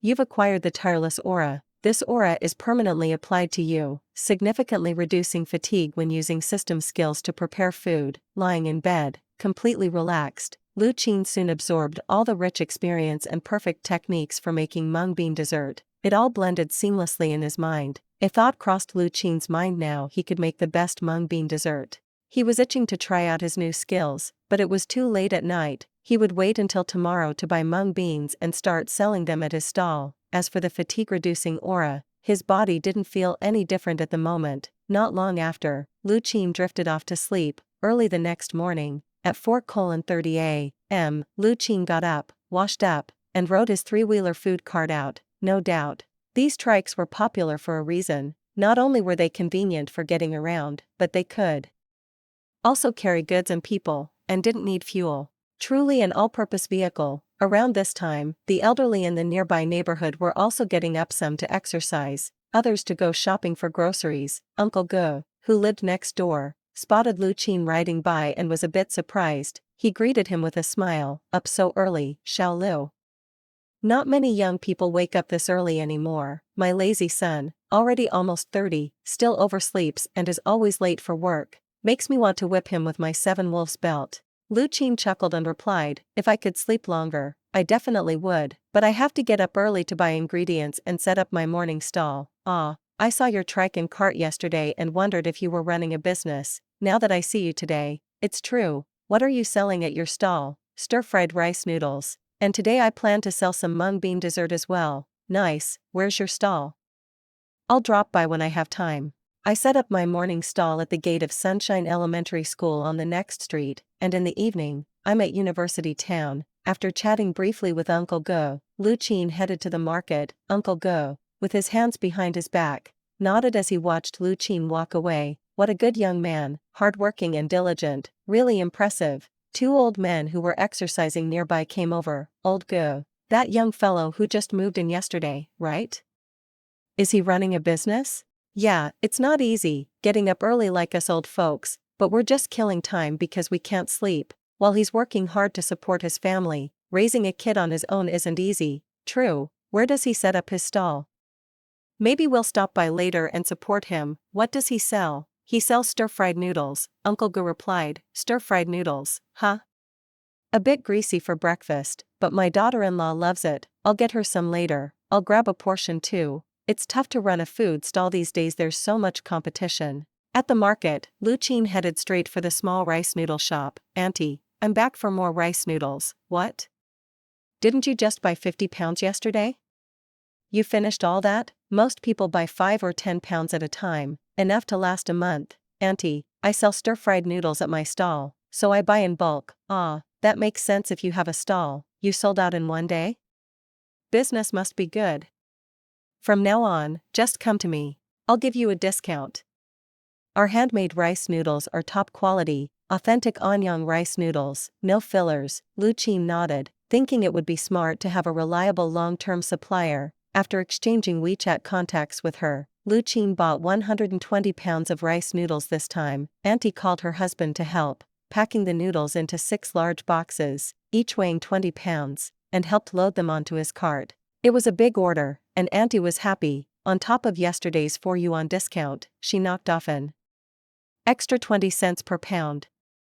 Lu Qin scanned the QR code and paid 456 yuan in total. Auntie's husband shook hands with Lu Qin and said with a smile, "Hey, young man, from now on, you don't have to come here in person to buy noodles. Just send my wife a message on WeChat, and I'll deliver it to you." Lu Qin nodded. "Thanks, that's great. I'll keep ordering from you. Looking forward to working together. Pleasure doing business with you. Take care." Getting delivery was ideal for Lu Qin. He could place orders by phone in advance. Besides noodles, all the other ingredients he needed were available at this market, fresh and affordable. Lu Qin spent about 20 minutes browsing the market, purchasing 30 pounds of farm-fresh eggs, half a pound of scallions, 2 pounds of onions, 6 pounds of pork tenderloin, 6 pounds of ham, 50 pounds of mung beans, and various other seasonings and ingredients, spending a total of 397.80 yuan. At Mr. Zhao's kitchenware store by the market entrance, he bought 2 boxes of food containers, 150 yuan. For 480 containers, with an extra 20 containers thrown in for free. He also purchased 1,000 soybean milk cups, 330 milliliters each, for 65 yuan. Mr. Zhao gave him a 5 yuan discount. Additionally, he bought a 60-liter stainless steel pot for 450 yuan, made from food-grade 304 stainless steel. This pot was meant for cooking mung bean dessert. Ideally, a ceramic pot would be better for cooking it, but it wasn't efficient enough for his needs, so he opted for the stainless steel one, sacrificing just a bit of flavor. "Mr. Zhao, do you have a sealing machine?" "Of course, I do, my friend. It's in the warehouse. Let me grab it for you." A few moments later, Mr. Zhao returned with a brand new sealing machine. It was slightly bigger than a household soybean milk maker but heavier, weighing about 20 pounds. "My friend, this is the only model I have. Don't worry about the quality if it breaks within a year. I'll replace it for free. I usually sell it for 1,200 yuan, but since I like chatting with you, I'll give it to you for 950 yuan, just making a small profit. Great, I'll take it, Lu Qin replied cheerfully. He quickly scanned the QR code to pay. Before purchasing,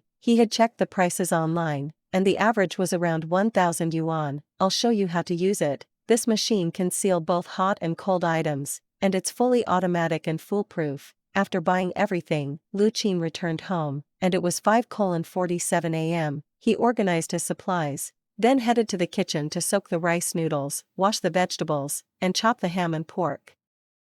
While preparing the ingredients for stir-fried rice noodles, Lu Qin had already soaked 10 pounds of mung beans in water. Mung beans should be soaked for 25 to 30 minutes for the best result. Lu Qin rinsed the beans twice and scooped out the floating skins. He started boiling the mung beans in cold water and added some dried tangerine peel. Not only did the tangerine peel enhance the sweet and refreshing taste of the mung bean soup, adding flavor, but it also neutralized the cold nature of mung beans, helping to strengthen the spleen and improve digestion. Lu Qin turned the heat up high and stirred the pot with a long spoon to ensure even heating and to prevent the mung beans from sticking to the pot. Once the beans separated from their skins, he filtered the entire pot and pressed the remaining bean dregs to extract the juice. He poured the filtered liquid back into the pot, added brown sugar, and 2½ slices of fresh lemon. Once the sugar dissolved, it was ready. Lu Qin poured a small bowl, blew on it to cool it down, and took a sip.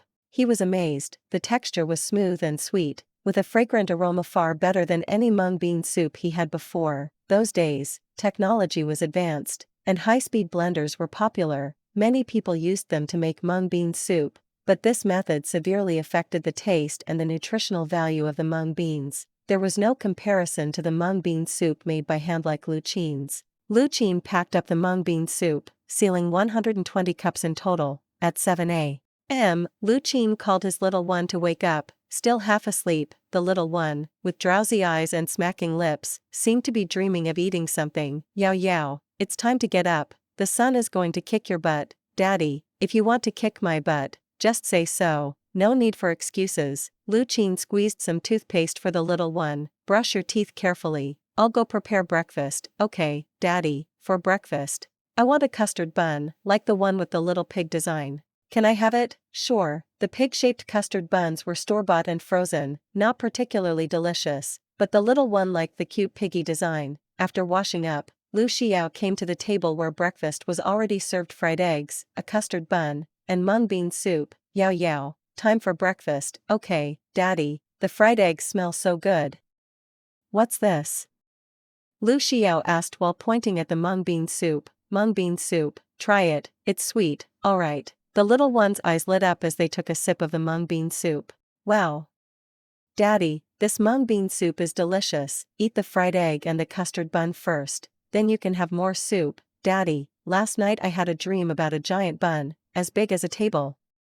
I kept eating and eating until my tummy was about to burst, but I still hadn't gotten to the filling. It was so frustrating. While eating, the little one exaggeratedly described the size of the bun to Lu Qin, making him laugh. What a little foodie. Well, tonight, keep dreaming and make sure you eat your way to the filling, definitely.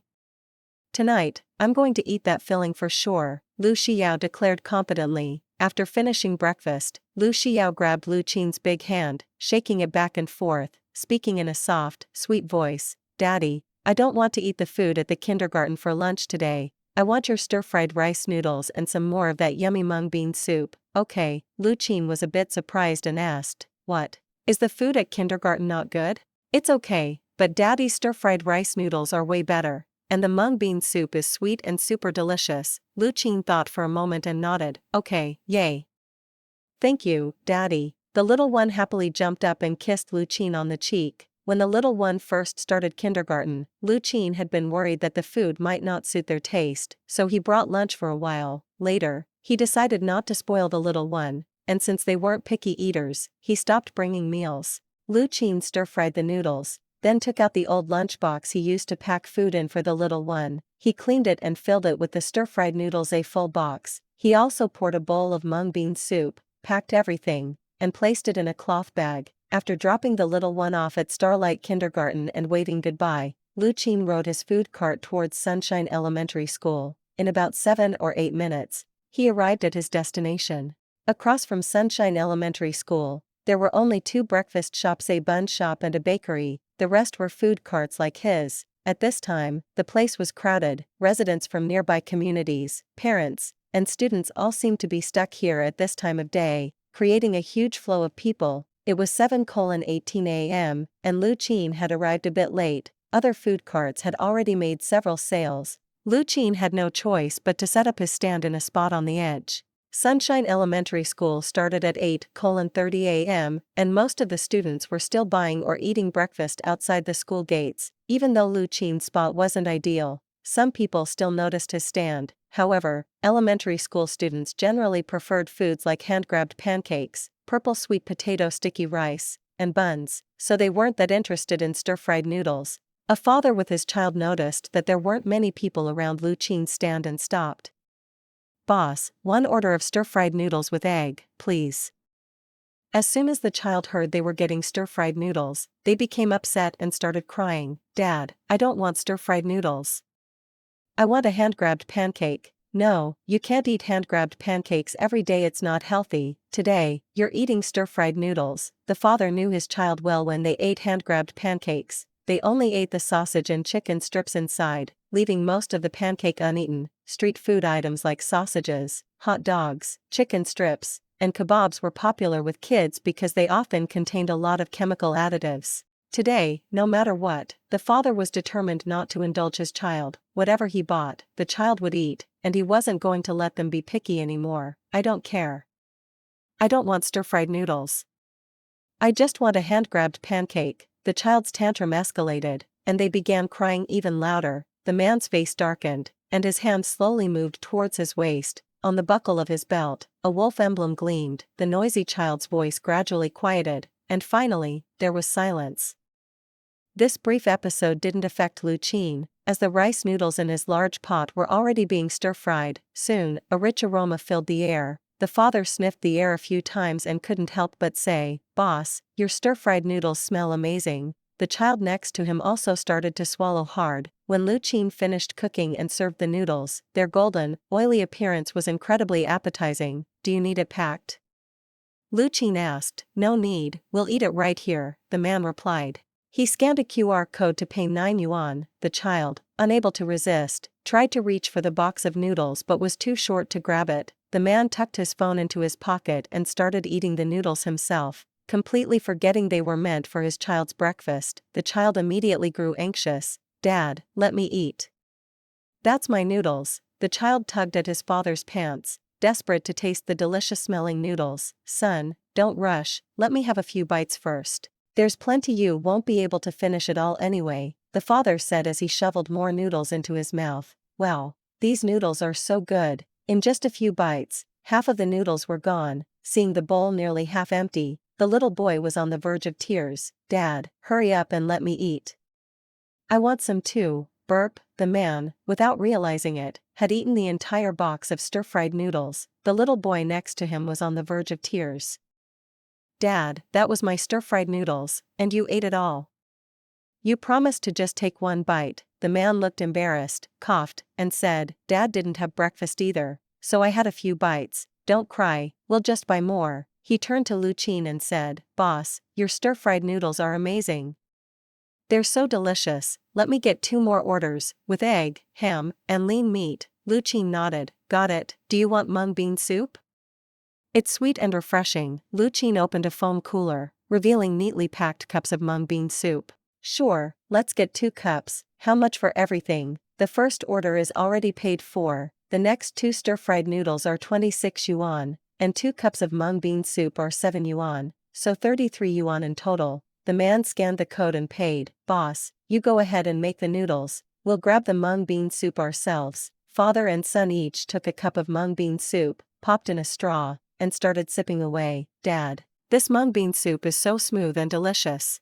"Yeah, it really is, boss. Your mung bean soup has a unique taste. My wife made some with a blender the other day, but it can't compare to yours. The texture alone is miles apart." The two of them finished their mung bean soup on the spot, feeling refreshed. By this time, the noodles were ready, and they eagerly started eating again right where they stood. Passers-by noticed how hungrily they were devouring the noodles, and many stopped in their tracks. They couldn't help but wonder, is this stir-fried noodles really that good? One order of stir-fried noodles, boss.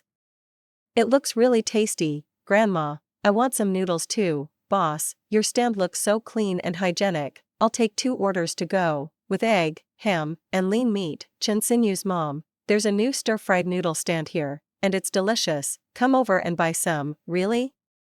I'll take 2 orders, and 2 cups of mung bean soup as well. A few minutes later, Lu Qin's noodle stand was surrounded by a crowd. First, the rich aroma of the stir-fried noodles drew people in. Second, some customers were standing by the roadside, savoring every bite, which made many others crave the noodles too. Although there were 8 or 9 other food stands in front of Sunshine Elementary School, they offered the same few items every day, and the taste was pretty mediocre. Some of the food was even bad, so people usually bought breakfast just to fill their stomachs. Today, however, Lu Qin's stir-fried noodles were a rare treat, and people flocked to his stand. Once one person lined up, others followed.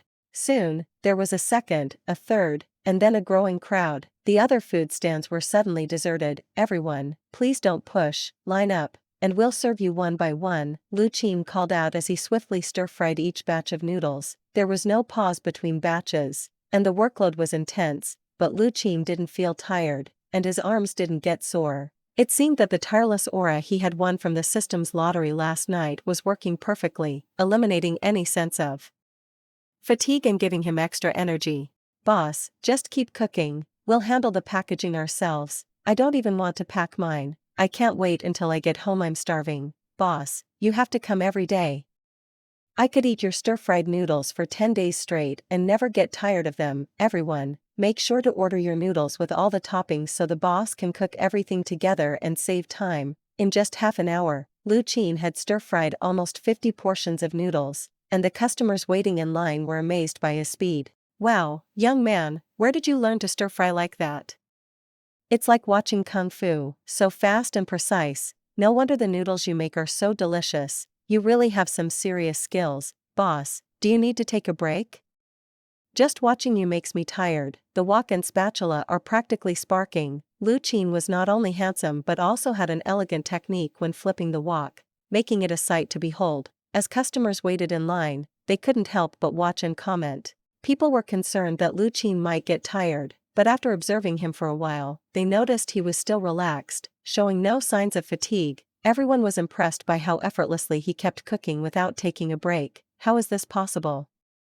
Don't his arms get tired? Customers who got their noodles couldn't resist opening the box and taking a bite right away. One bite filled their mouths with a fragrant flavor. Oh wow!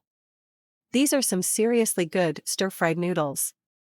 The best I've ever had. It's so good, I'm already on my second serving, and I'm not even tired of it. By 8:20 a.m., there were still plenty of parents pulling their children to buy noodles. The teachers at the school gates began urging the students. There are only 10 minutes until the gates close. Students are still buying breakfast. Please hurry up. Ugh. How are there still so many people in front of us? Can we move faster? My kid needs to get to school. Son, how about I just buy you a bun? We don't have time to wait for the noodles. I don't want a bun. I want stir-fried noodles. I tasted my classmates earlier, and this place has the best noodles ever. I have to get some. Oh my, we're going to be late for school.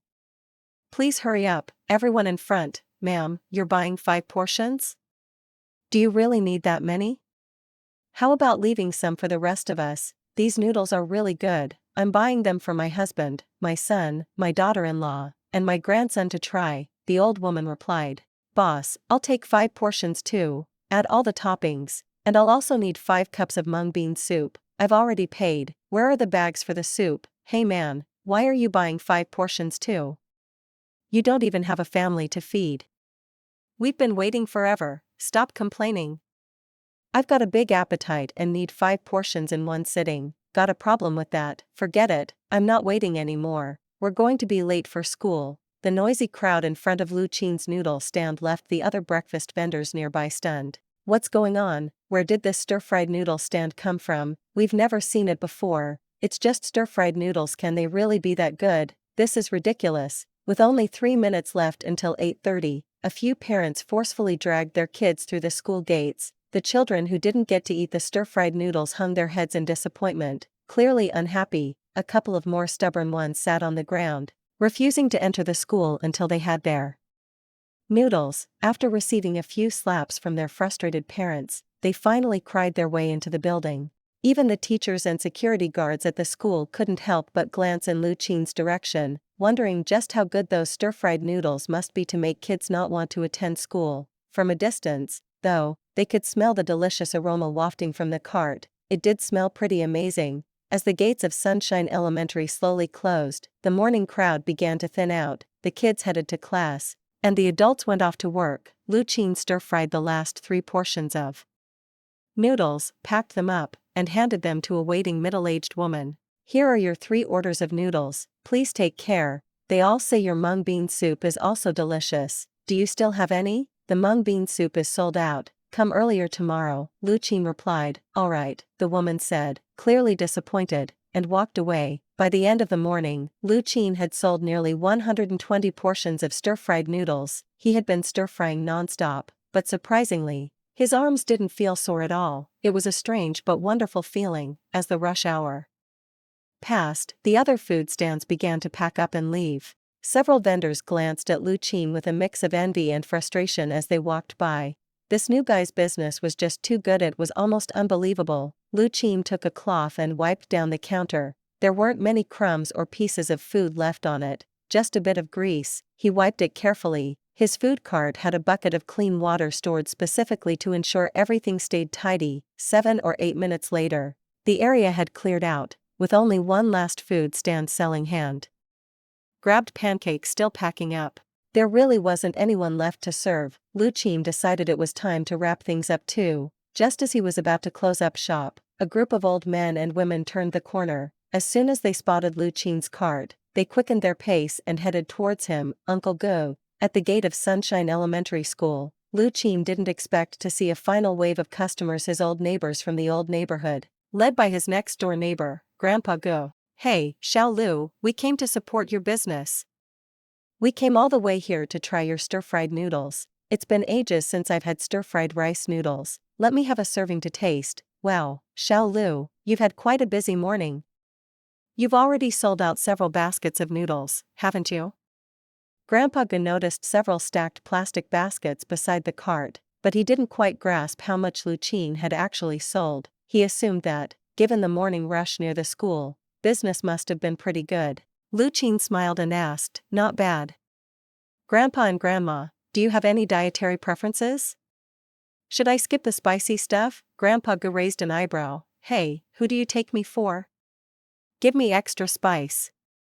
Stir-fried noodles are meant to be spicy. I can't handle spice. Could you make mine with less oil too? Make me 3 portions, normal style. For my family to try. We can handle some spice." "Got it. I'll start cooking right away." Lu Qin lit the fire, scooped a spoonful of lard into the wok, and began stir-frying the noodles.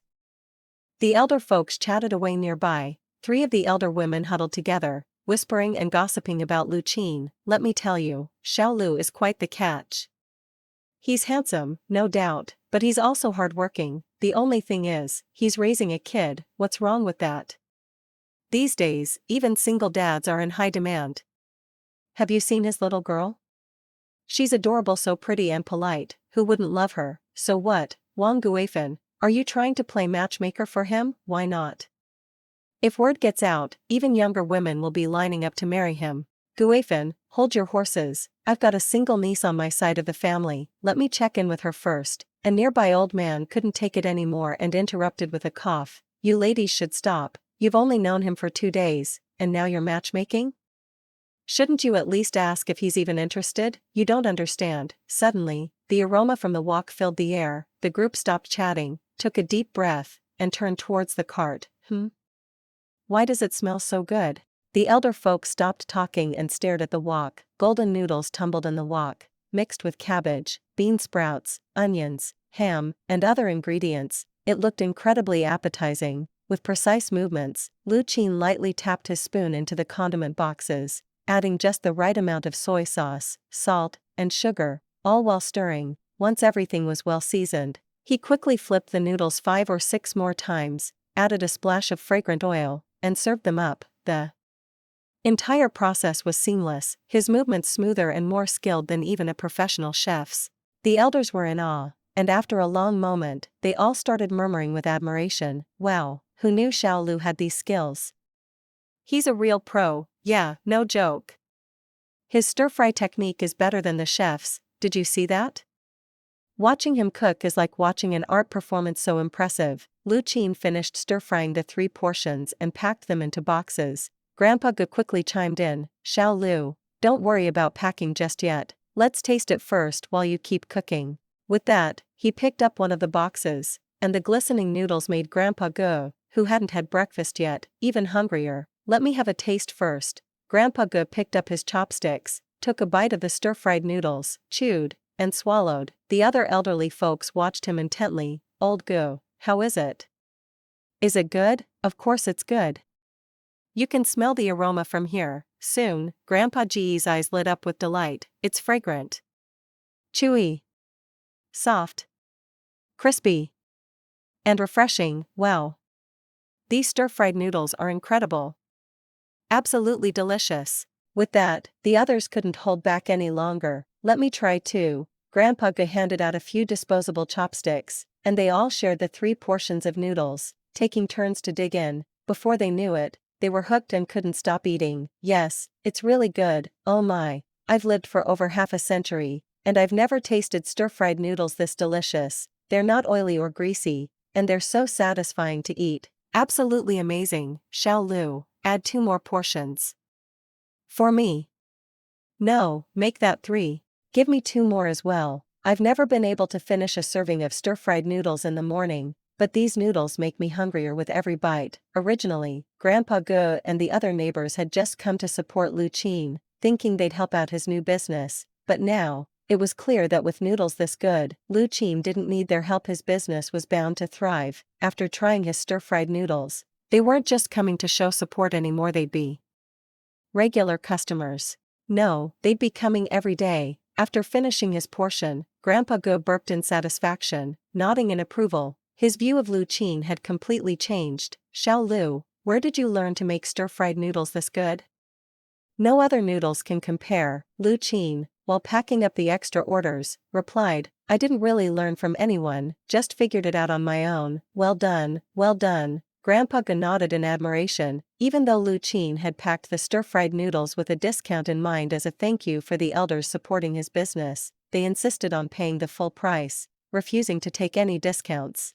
"Xiao Lu, you can't charge less for these noodles, they're worth every penny," Grandpa Ge said. With their stir-fried noodles in hand, the elderly neighbors happily left. By 9:10 a.m., Lu Qin finished cleaning up his cart and rode away. That morning, he had sold around 130 servings of stir-fried noodles, and all the mung bean soup was sold out, making around 2,000 yuan, after deducting costs. His profit was roughly 1,500 yuan, a great start, thanks to the system's fatigue-reducing aura. Even after cooking over 100 servings of noodles, Lu Qin didn't feel tired, just a little sweaty. While waiting at a traffic light, Lu Qin checked his system. He had accumulated 268 points. The points didn't seem to have any use other than for the lottery, so he decided to draw twice. "Congratulations!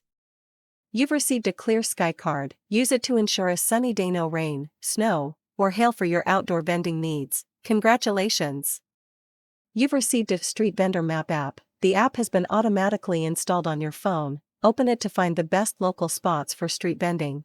The app is tied to your account, so it will transfer to any new phone you get." Curious, Lu Qin unlocked his phone and saw the new app icon on the home screen. When he opened the app, the interface resembled a typical map app, with a search bar at the top. After clicking the search button, the map displayed several red dots. On the right was a list of available spots, and when he clicked on them, he could see various options. Old Street Alley near Guomao South Gate, current foot traffic 400, distance 1. 3 km, Tianhong Bridge, Jiefeng Road East, current foot traffic 750, distance 2. 8 km, People Square Pedestrian Street, current foot traffic 1650, distance 3. 2 km, stall fee 20 yuan. After studying it for a bit, Lu Qin realized that the app showed foot traffic at various times, making it a useful tool for finding the best vending spots. Lu Qin slipped his phone into his pocket and rode his bike down the street. When he got home, he restocked some ingredients and seasonings, along with some food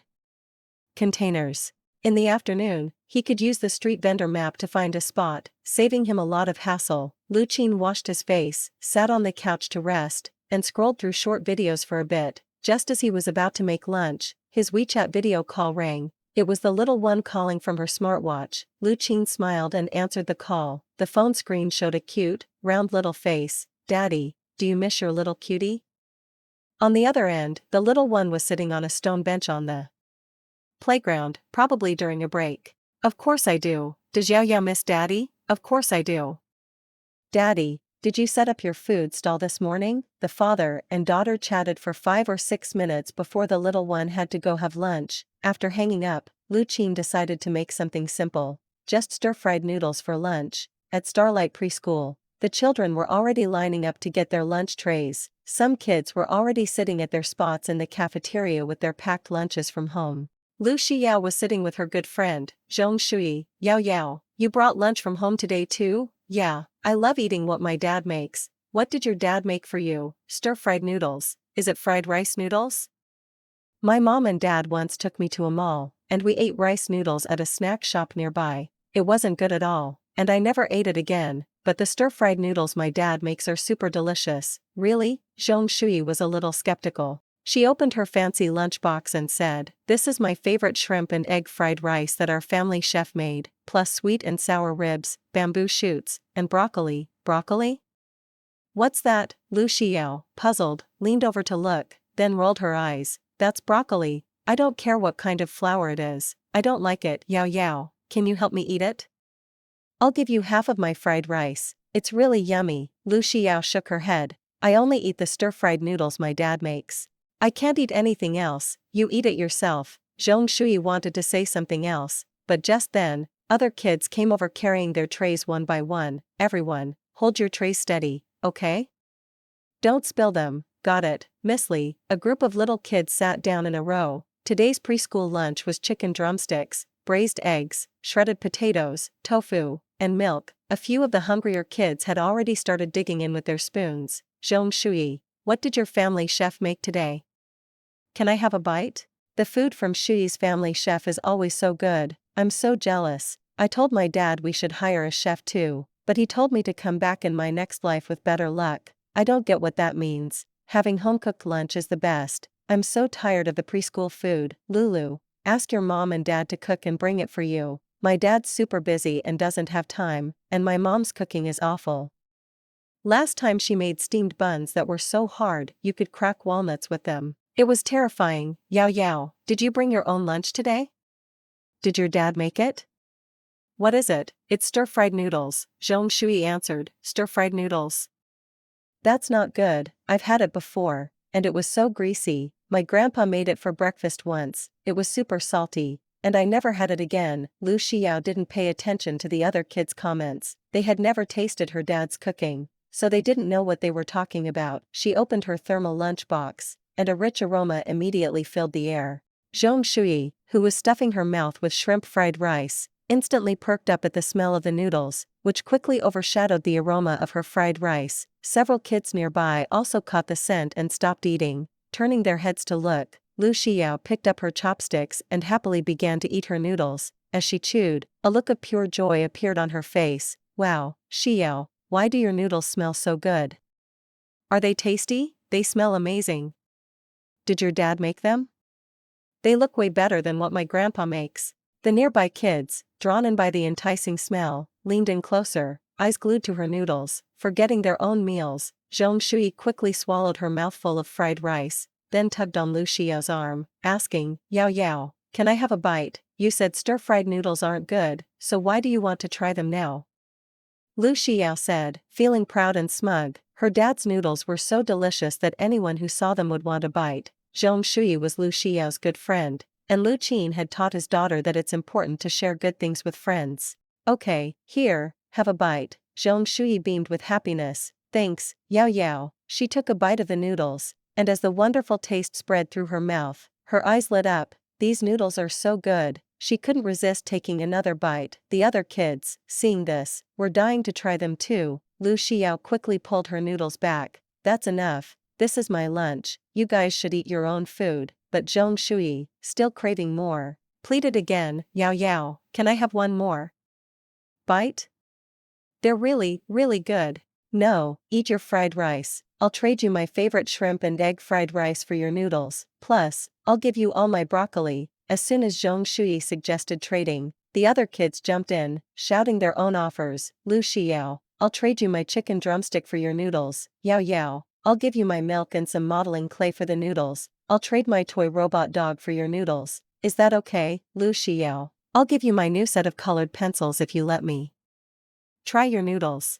Suddenly, the whole table erupted into a frenzy. Miss Lee hurried over and pushed the kids back into their seats. Everyone, eat your lunch properly, no running around. Miss Lee glanced at Lu Xiao and then at her lunchbox. It was just stir-fried noodles. Could they really be that good? Are these kids seriously fighting over it? Lu Xiao looked up at Miss Lee and asked, Miss Lee, do you want to try a bite?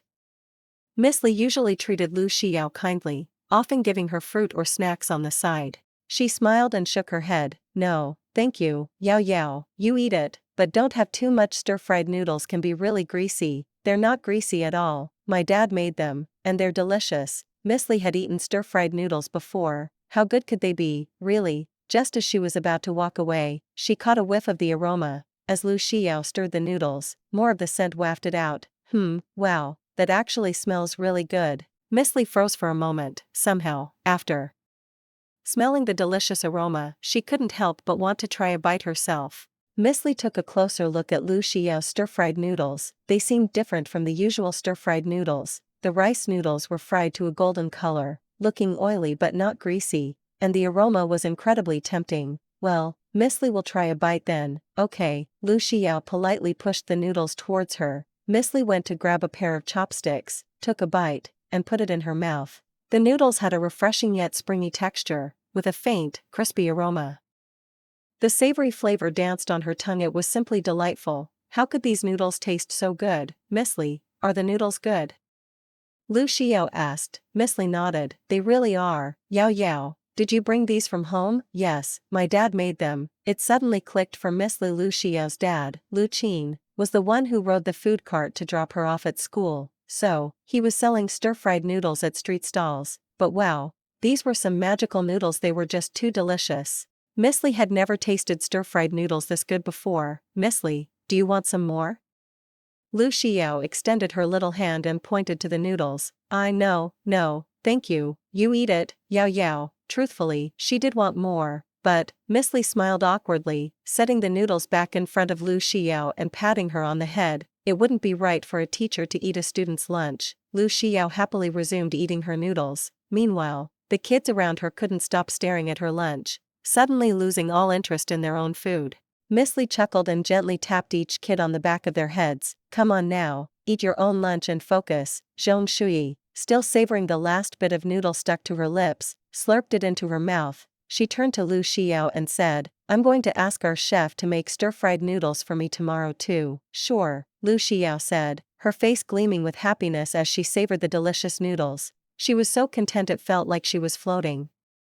Then, she pulled out another container and opened it, revealing a full bowl of mung bean soup. She took a spoonful, her joy doubling as she kicked her feet under the table, completely satisfied. Zhong Shui glanced at the yellow-green soup and asked, Yao Yao, what's that? Mung bean soup. My dad made it too. It's super tasty. Can I try some? Sure, go ahead. Zhong Shui used her spoon to scoop a bit of the soup and tasted it. It's so sweet and delicious. Your dad is amazing. Everything he makes is so good. I'm going to ask our chef to make mung bean soup tomorrow too. Yep, you can do that. Later, during playtime, more and more kids began gathering around Lu Xiao. Lu Xiao, here's a strawberry hair clip for you. I have two, so I'm giving you one. Lu Xiao, you can play with my robot dog toy. Yao Yao, let's play with modeling clay together. Lu Xiao, could you bring extra noodles tomorrow so I can try some? Please, Lu Xiao, here, have some beef jerky. Can I try your dad's noodles tomorrow? Seeing so many kids surrounding her with hopeful looks on their faces, Lu Xiao thought for a moment, then said, okay, I'll ask my dad to make an extra portion tomorrow so you all can share." The moment she said that, all the kids started jumping around with joy. During free time, Lu Xiao's smartwatch rang. The screen of Lu Xiao's smartwatch displayed two elderly faces: Shen Mayan's parents, who were also Lu Xiao's grandparents, Grandpa, Grandma.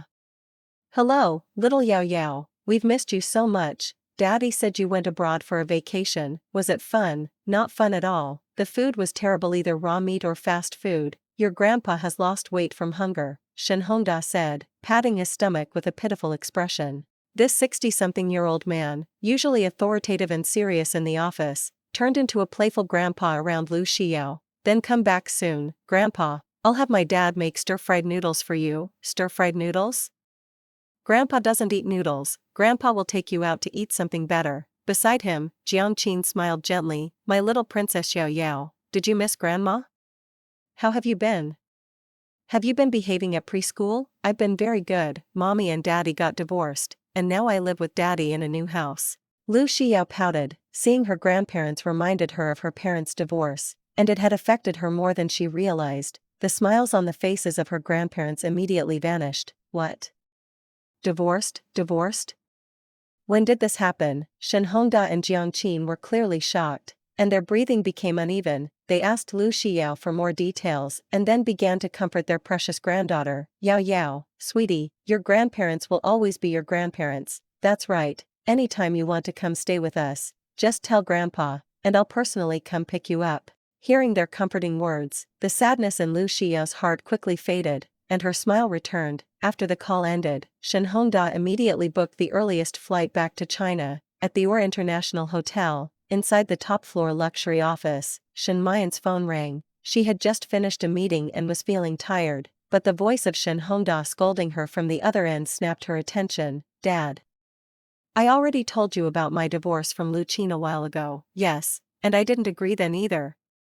Lu Qin is such a good son-in-law. Where do you think you'll find someone like him again? You need to go and remarry him right away." Shen Mayan sighed. "Dad, this is between Lu Qin and me. Please don't interfere. We're both adults. Think about it. Why would Lu Qin agree to the divorce too?" Shen Hongda paused for a few seconds before grumbling. "You and your mom are going to be the death of me. Why did you make Lu Qin leave with nothing? How's he supposed to take care of Yao Yao by himself? Do you even know what he's doing right now? He's out there setting up food stalls all over the place." "Food stalls?" Shen Mayan's eyebrows furrowed in surprise. Lu Qin, a graduate of a prestigious university, should have no trouble finding a decent job. "I can help him with that. I'll arrange a good job for him right away." Shen Hongda quickly shot down the idea. "No. Men have their pride. Since he walked away from the divorce without taking anything, he won't accept any help from you either. Leave it to me. I'll handle it." After giving his daughter a 5-minute lecture, Jiangqin took over the phone and spent another 20 minutes nagging. When the call finally ended, Shen Mayan rubbed her temples, feeling irritated. Setting up a food stall, why was Lu Qin doing that?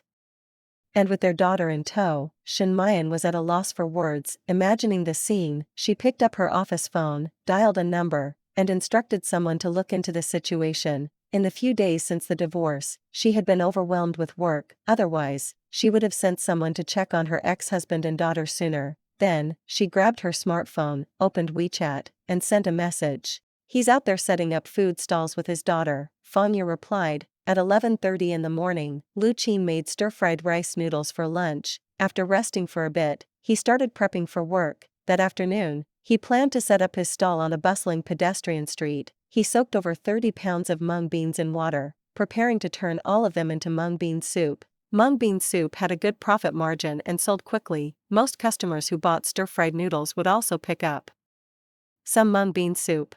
It was mid-May, and the temperatures in Jiangqing were rising. By afternoon, people were already walking around in short sleeves under the sunny sky. The pedestrian street was packed with tourists. After wandering around, people would get tired, hot, and thirsty, making cold drinks and ice pops popular items. Lu Qin finished cooking the mung bean soup and placed it in the refrigerator to chill. With over 30 pounds of mung beans, he made about 500 cups of mung bean soup, each cup containing 330 milliliters.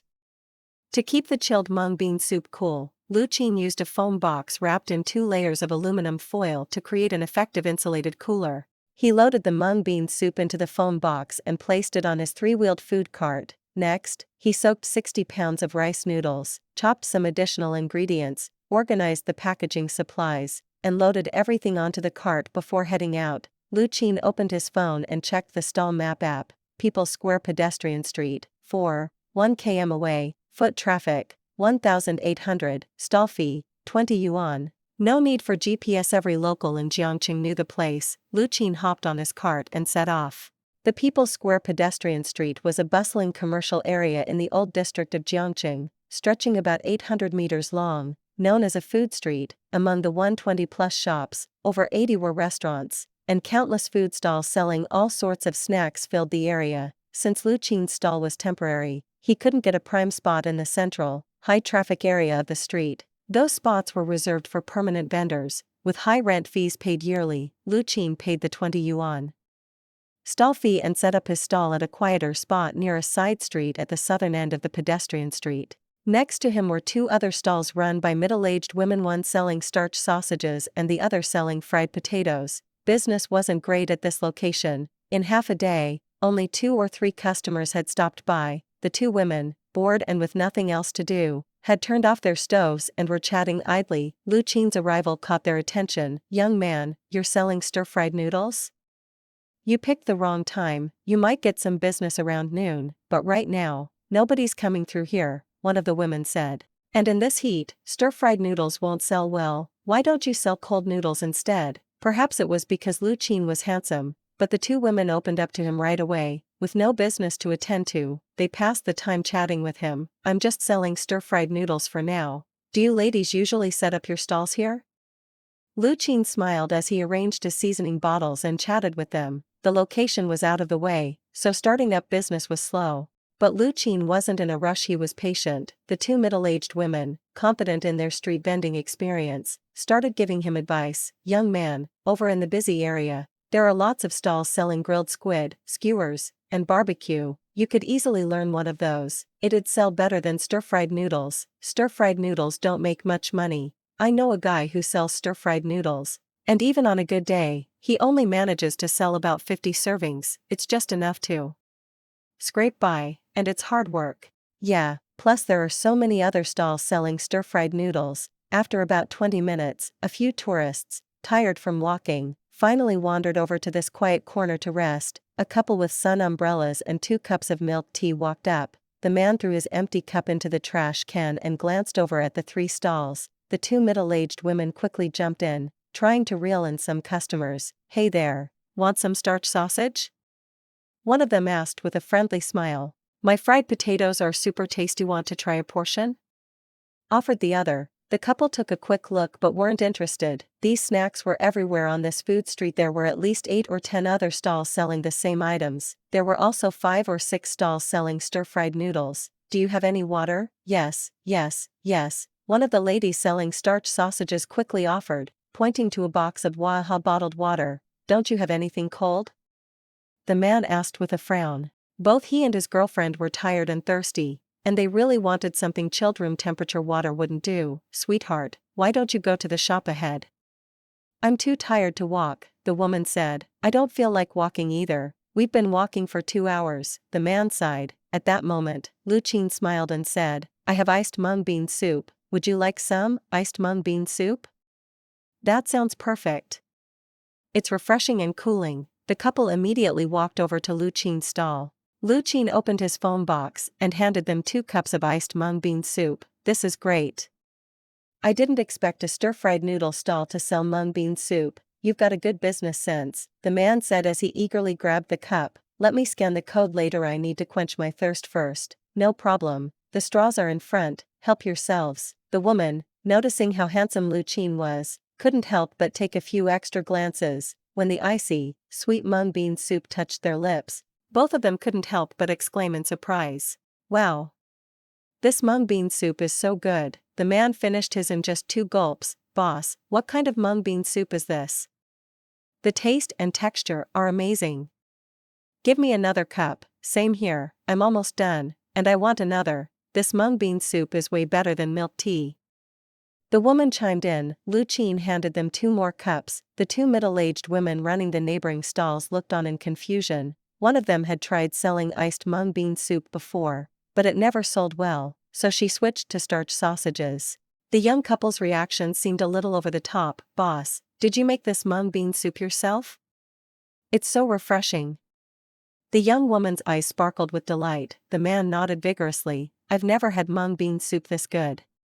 Boss, give me 1 more cup. This was his 3rd cup, and the man still looked like he could drink more. Their enthusiastic response quickly caught the attention of nearby tourists. Is that mung bean soup really that good? Someone asked. It's amazing, boss, give me a cup too. I'll take 2. Ice cold, right? Perfect. Soon, for more customers were trying Lu Qin's mung bean soup, and without a doubt, it was a hit. Many of them bought second cups after tasting the first. This mung bean soup is incredible. Why is it so good? If I'd known, I wouldn't have wasted my stomach space on milk tea. I'd have saved it for this. No one seemed in a hurry to leave, staying around Lu Qin's stall, sipping their drinks and praising the mung bean soup.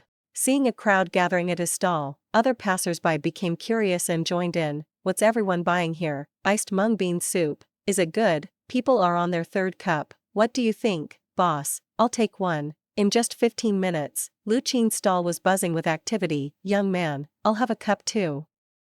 Even the 2 women running the neighboring stalls temporarily ignored their own businesses and bought some mung bean soup to try. Boss, you're amazing. This mung bean soup could melt my stomach. One customer exclaimed. Boss, let me try your stir-fried noodles too. If the mung bean soup was that good, the stir-fried noodles had to be decent, right? Customers were starting to think that this stall had something special. When Lu Qin threw the rice noodles into the wok and began stir-frying, the enticing aroma spread quickly, making people's mouths water. That smells incredible. The noodles must taste as good as they smell. I'll have an order too, with 2 eggs, ham, and meat, please. Hey handsome, how much for a portion? Give me 2. Haven't had lunch yet. Why didn't you tell us the stir-fried noodles were this good earlier? Boss, you're not playing fair. The stir-fried noodles are so good, you should have said something. The mung bean soup made me too full. It's alright, buddy, if you can't finish, I'll help you eat it. 1 serving isn't enough for me. In your dreams. Even if my stomach bursts, I'm stuffing these noodles in. My mouth craves the stir-fried noodles, so I'm sorry, stomach, we're going all in. If I'd known, I wouldn't have eaten the skewers earlier. This is the first time I've had such delicious stir-fried noodles. 1 bite of noodles, 1 sip of mung bean soup. Can I live in the boss's food truck? Boss, give me 2 more servings of stir-fried noodles. I've already paid via scan. I'm off to buy some digestive pills. Most customers had already eaten and drunk their fill in the bustling part of the pedestrian street before wandering over here. Who would have thought there'd be such a gem of a food stand tucked away in this corner? A miscalculation. The line of customers stretched all the way to a fruit stand 30 meters away. The fruit stand uncle didn't mind at all. He was thrilled. While waiting, customers were buying pineapples or watermelons to snack on. Hey, don't eat too much fruit or you won't have room for the noodles later. The fruit seller was quite surprised. Whoa, where'd this noodle stand come from, and why is its business booming? Uncle, you didn't know? Nope, I've been selling fruit here for 3 years. And I've never seen a stall this busy. Usually, this kind of crowd is only found in the heart of the district. A young man with glasses joined the back of the line, still chewing rice noodles, with oil smeared on the corner of his mouth. The people chatting turned to look at him. The fruit seller asked curiously, "You already ate, so why are you lining up again?" "It's the first time I've had such delicious stir-fried noodles. 1 serving isn't enough." "Is it really that good, uncle?" "Let me put it this way, it's so good you won't even recognize your wife." "Don't talk nonsense, even if it's bad. I don't want to recognize my old lady, ha ha ha." At the stall, Lu Qin was constantly serving up portions of stir-fried noodles from the wok. He glanced up to see a long line of customers, all eagerly waiting and swallowing in anticipation. He took a sip of water and continued cooking. The customers in the back, who had been waiting for a while, were salivating as they watched others devouring their boxes of noodles nearby. Seeing Lu Qin pause to drink water, some couldn't resist shouting, "Boss, hurry up. Even the workhorses on the farm don't take breaks like this. Come on. You're not even treating the boss like a human. Didn't you see the sparks flying off the wok?" Boss, are your hands sore? Need a break? Take your time, just don't mess up the flavor. If everyone wants the same toppings, you can make 5 portions in one batch. Hey, the guy who wanted 5 eggs, what's wrong with you? Have you never eaten eggs before, bro? Are you sure you want 20 servings of noodles? Be careful, or the people behind you will beat you up. Because Lu Qin's stir-fried noodles were just too good, he was focused solely on cooking now. The customers had taken over packing and paying by themselves. In just 1 hour, Lu Qin's stall had sold over 100 servings of noodles and more than 200 cups of iced mung bean soup. The line of customers seemed endless. The 2 aunts at the neighboring stalls were stunned. They hadn't seen this coming. This young man was too impressive. Who would have thought his stir-fried noodles and mung bean soup would taste so divine? Oh my gosh, he hasn't even been set up for long, and he's already sold so many noodles and drinks. He's making a killing. I'm so jealous. His stir-fried noodles must have some secret recipe to be this delicious. At 3:30 p.m., at the fork on the south side of the food street, a corner that no one ever lingered in was now packed with a long line of customers. The line stretched over 50 meters. Half of the customers were standing under the hot sun, willing to wait. Even the famous social media favorite braised pork roll shop wasn't as popular as the stir-fried noodle stand. Ergu, stop eating that stinky tofu. There's a stir-fried noodle stall over there. I heard it's amazing, and the line is crazy long, but I love stir-fried noodles. Hey. Stop pulling me, Taidan, where are you going? Aren't you going to try these super spicy grilled wings? We're almost at the front of the line. Stir-fried noodles? Are you serious? I came all the way to Jiangqing to eat stir-fried noodles? You do realize my hometown, Changsha, is famous for noodles, right? I'm sick of them. Stir-fried noodles didn't appeal to most foodies. Out of 10 people, 5 wouldn't want to eat noodles, but once they took a bite of those tender and flavorful noodles, none of them could escape its delicious rule. Damn. These noodles are so good I could cry. It reminds me of my mom's cooking. This trip to Jiangqing was worth it. These noodles are unbeatable. Compared to this, the stir-fried noodles in Changsha are nothing. Near Lu Qin's stall, a large group of people were standing around, devouring their noodles. They couldn't stop. The trash cans nearby were filled with empty noodle boxes, cleaned out as if licked by a dog. Lu Qin looked up, apologetically saying, "To the last 8 customers in line, the noodles are sold out. Please come back next time." What? I just got here and it's gone, boss. How can so little be enough for anyone? This is frustrating. I should have come earlier instead of wasting time on that beef pastry. It wasn't even that good. Hey man, sell me your noodles, I'll pay double. What are you thinking? I wouldn't sell them for triple. How about 5 times? 5 times, alright, but only because you kind of look like Wu Yanzu, otherwise, no deal. A chubby guy walked away, whistling with 6 takeout boxes of noodles. The customers who didn't get any looked at him like he was their sworn enemy, their eyes burning with envy. That guy, did he buy that many because he's never had noodles in his life? Hope he doesn't eat himself sick. Boss, next time you should limit the number of servings.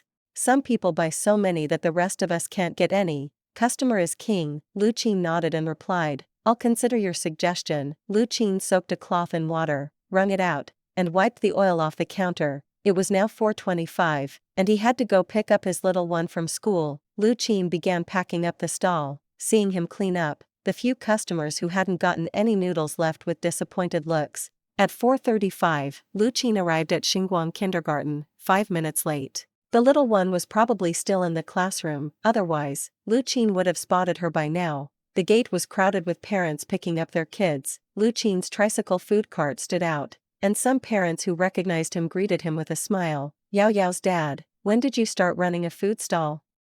That must be tough. Are you selling stir-fried noodles?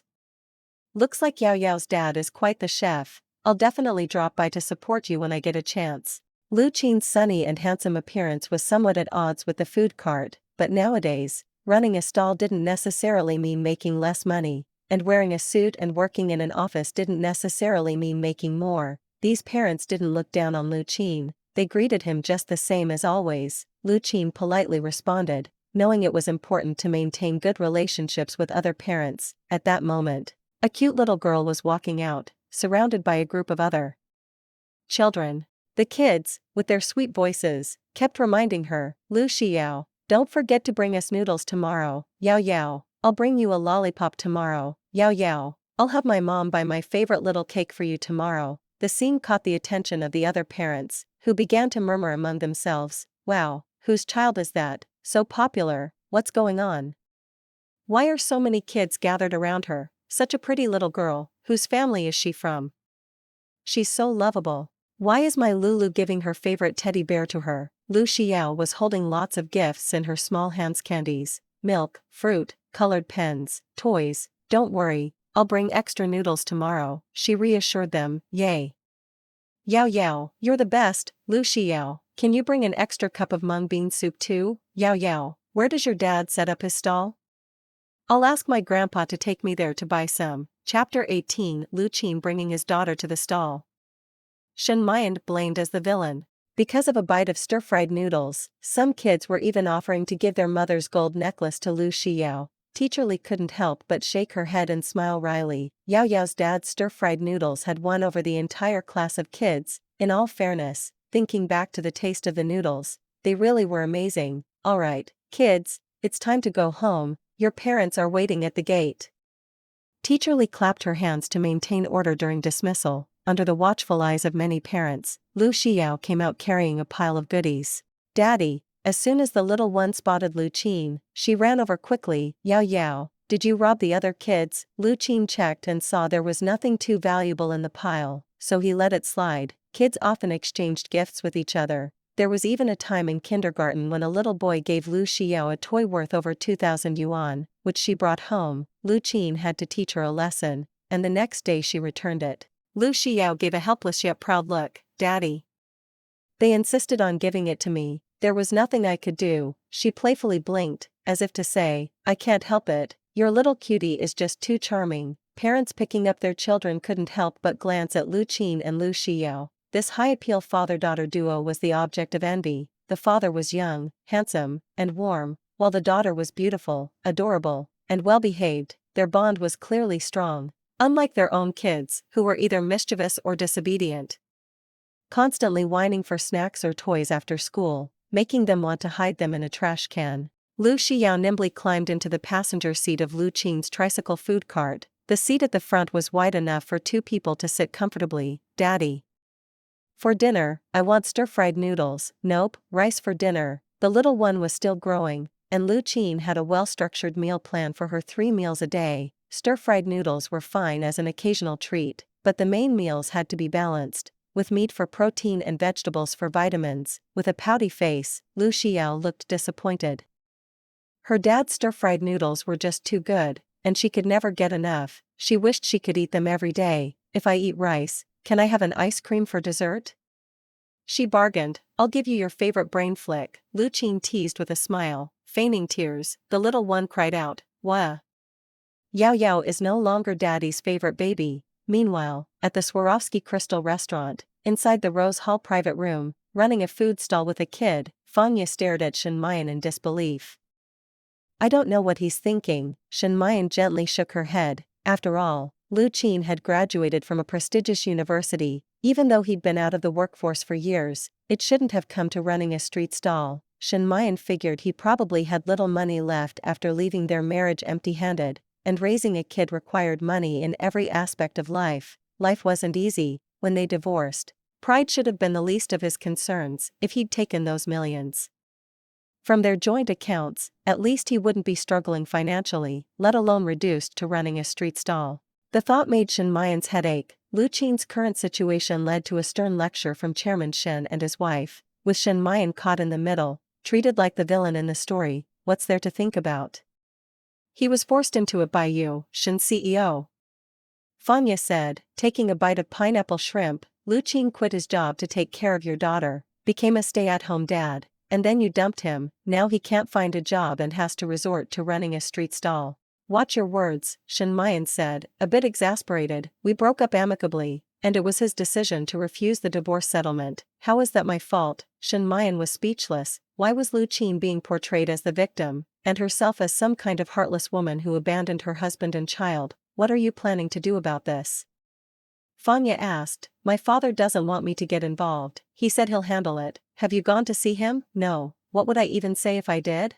You're not the right person to approach. Let me go. I miss little Yao Yao. I haven't seen that cute little one in so long. You can't go either. Shinmayan shook her head, savoring a bite of the bamboo duck stew. The rich flavor was undeniable. Fanya, being a foodie, really knew how to pick good spots. Sigh. Fanya let out a soft sigh. Things had reached this point, which only meant that Lu Qin and Shinmayan were simply not meant to be. It was the little one she felt bad for having to help her.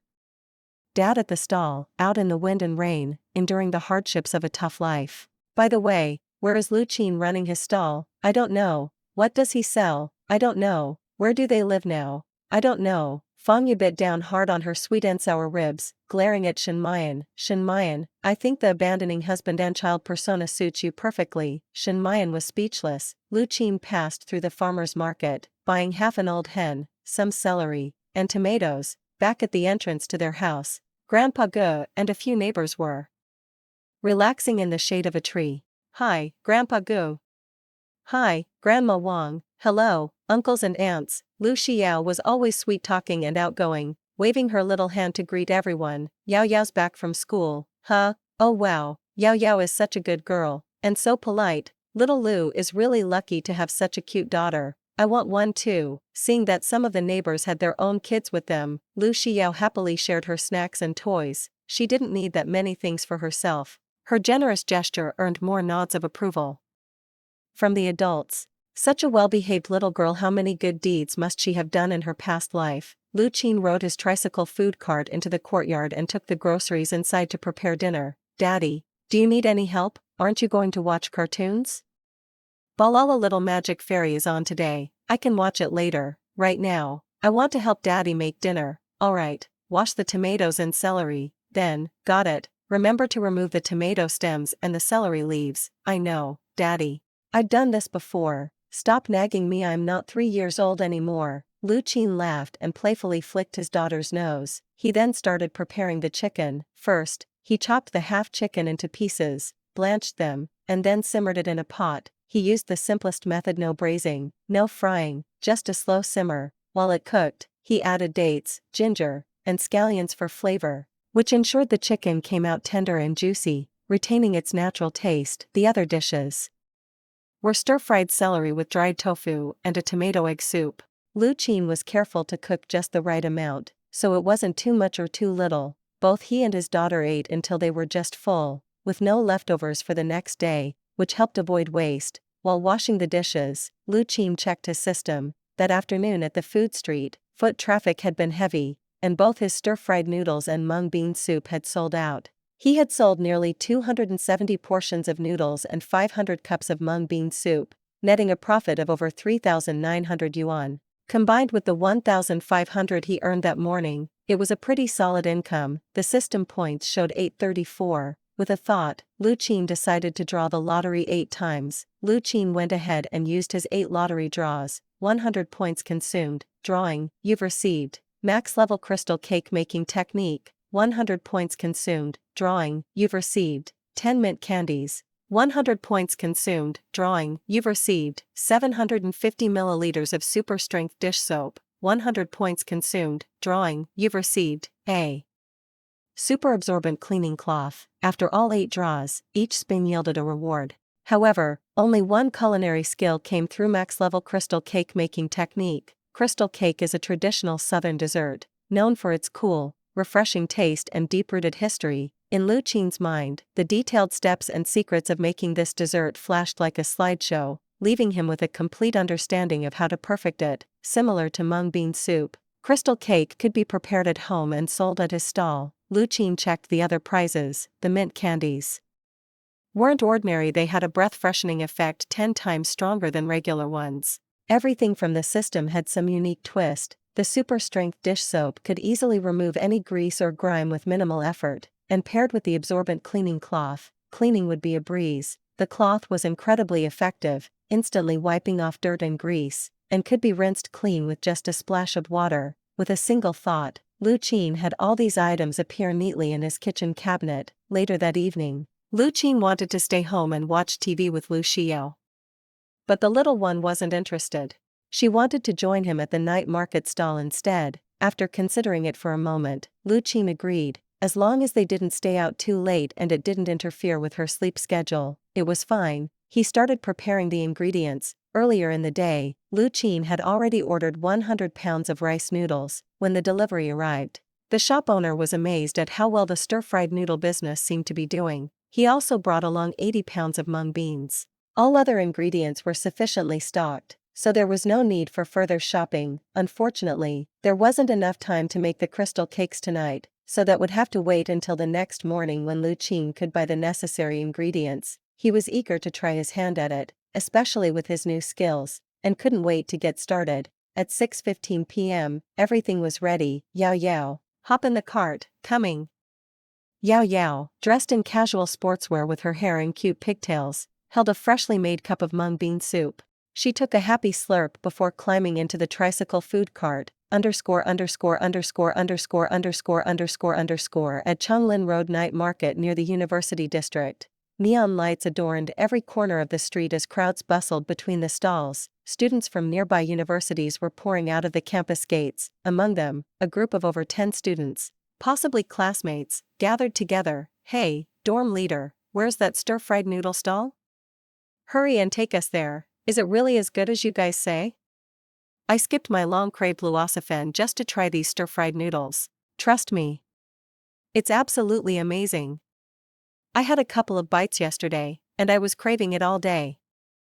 I couldn't even focus in class. I think you guys are overhyping it. It's just stir-fried noodles. Man, I've been eating them since I was a kid, and I'm sick of them by now. The noodles you've been eating and the ones that your handsome boss makes are completely different. You'll see for yourself soon enough. In addition to the students gathered at the university gate, more people were heading towards the alley near the Spicy Girl Hot Pot restaurant. The restaurant staff saw the crowd, assuming it was a large group coming for hot pot. There were at least 20 or 30 people, so they quickly ran to inform the boss. The hot pot restaurant owner came out with a smile, only to find out these people weren't there for hot pot, they were after stir-fried noodles. Stir-fried noodles? The hot pot boss was stunned. How could stir-fried noodles be better than hot pot? Not far away, Chef Lu, the stir-fried noodle vendor, saw the scene and couldn't contain his happiness. He walked out from behind his stall, laughing heartily as he shouted towards the crowd, "My stir-fried noodles, old Lu's stir-fried noodles, are just as good as hot pot. They're ridiculously delicious, my foot. They're oily and greasy. I wouldn't eat them even if they were free." The hot pot boss spat out angrily, "Haha, jealousy. Pure, unfiltered jealousy. Folks, come over and line up. I'll make you all some stir-fried noodles, nice and quick." Chef Lu called out, still grinning at the hot pot owner. It was clear that Chef Lu and the hot pot boss, Mr. Gua, were old acquaintances, teasing and trading jabs with no hard feelings. Normally, their businesses didn't compete much. Hot pot and stir-fried noodles weren't exactly rivals, but today seemed different. Why were so many people lining up for stir-fried noodles? Chef Lu wasn't sure why there were so many customers, but he assumed his noodles had gained a sudden surge in popularity. Smiling smugly, he winked at the hot pot owner and said, "Gua, maybe it's time to reflect on yourself. After all these years, have you improved your hot pot's flavor or your service?" Mr. Gua's eyebrows shot up in frustration. He spat on the ground and retorted, "You arrogant fool. I don't have time for your nonsense." Chef Lu stopped teasing and tapped his spatula against the edge of his pan, preparing to start cooking. At that moment, the large crowd walked right past Chef Lu's stall without even stopping, heading further into the alley. "Hey! We're not here for your stir-fried noodles, Chef Lu. We're here for the handsome guy's noodle stall further in.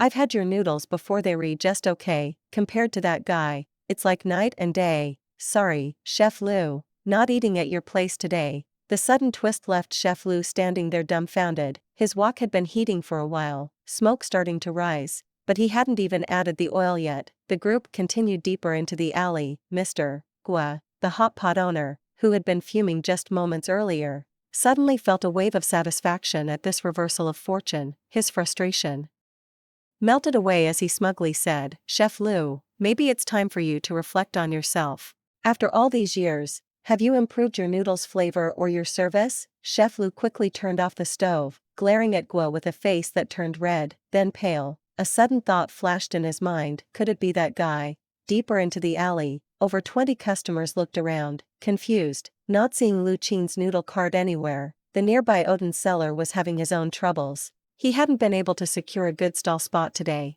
all because of his son's impossible homework assignment in a bab word pattern exercise where he had to come up with 20 examples. Both he and his wife had spent half the day searching online and could only come up with 10. They were practically tearing their hair out. Hey, handsome, pretty ladies, want some Odin? Uncle, have you seen the handsome noodle guy?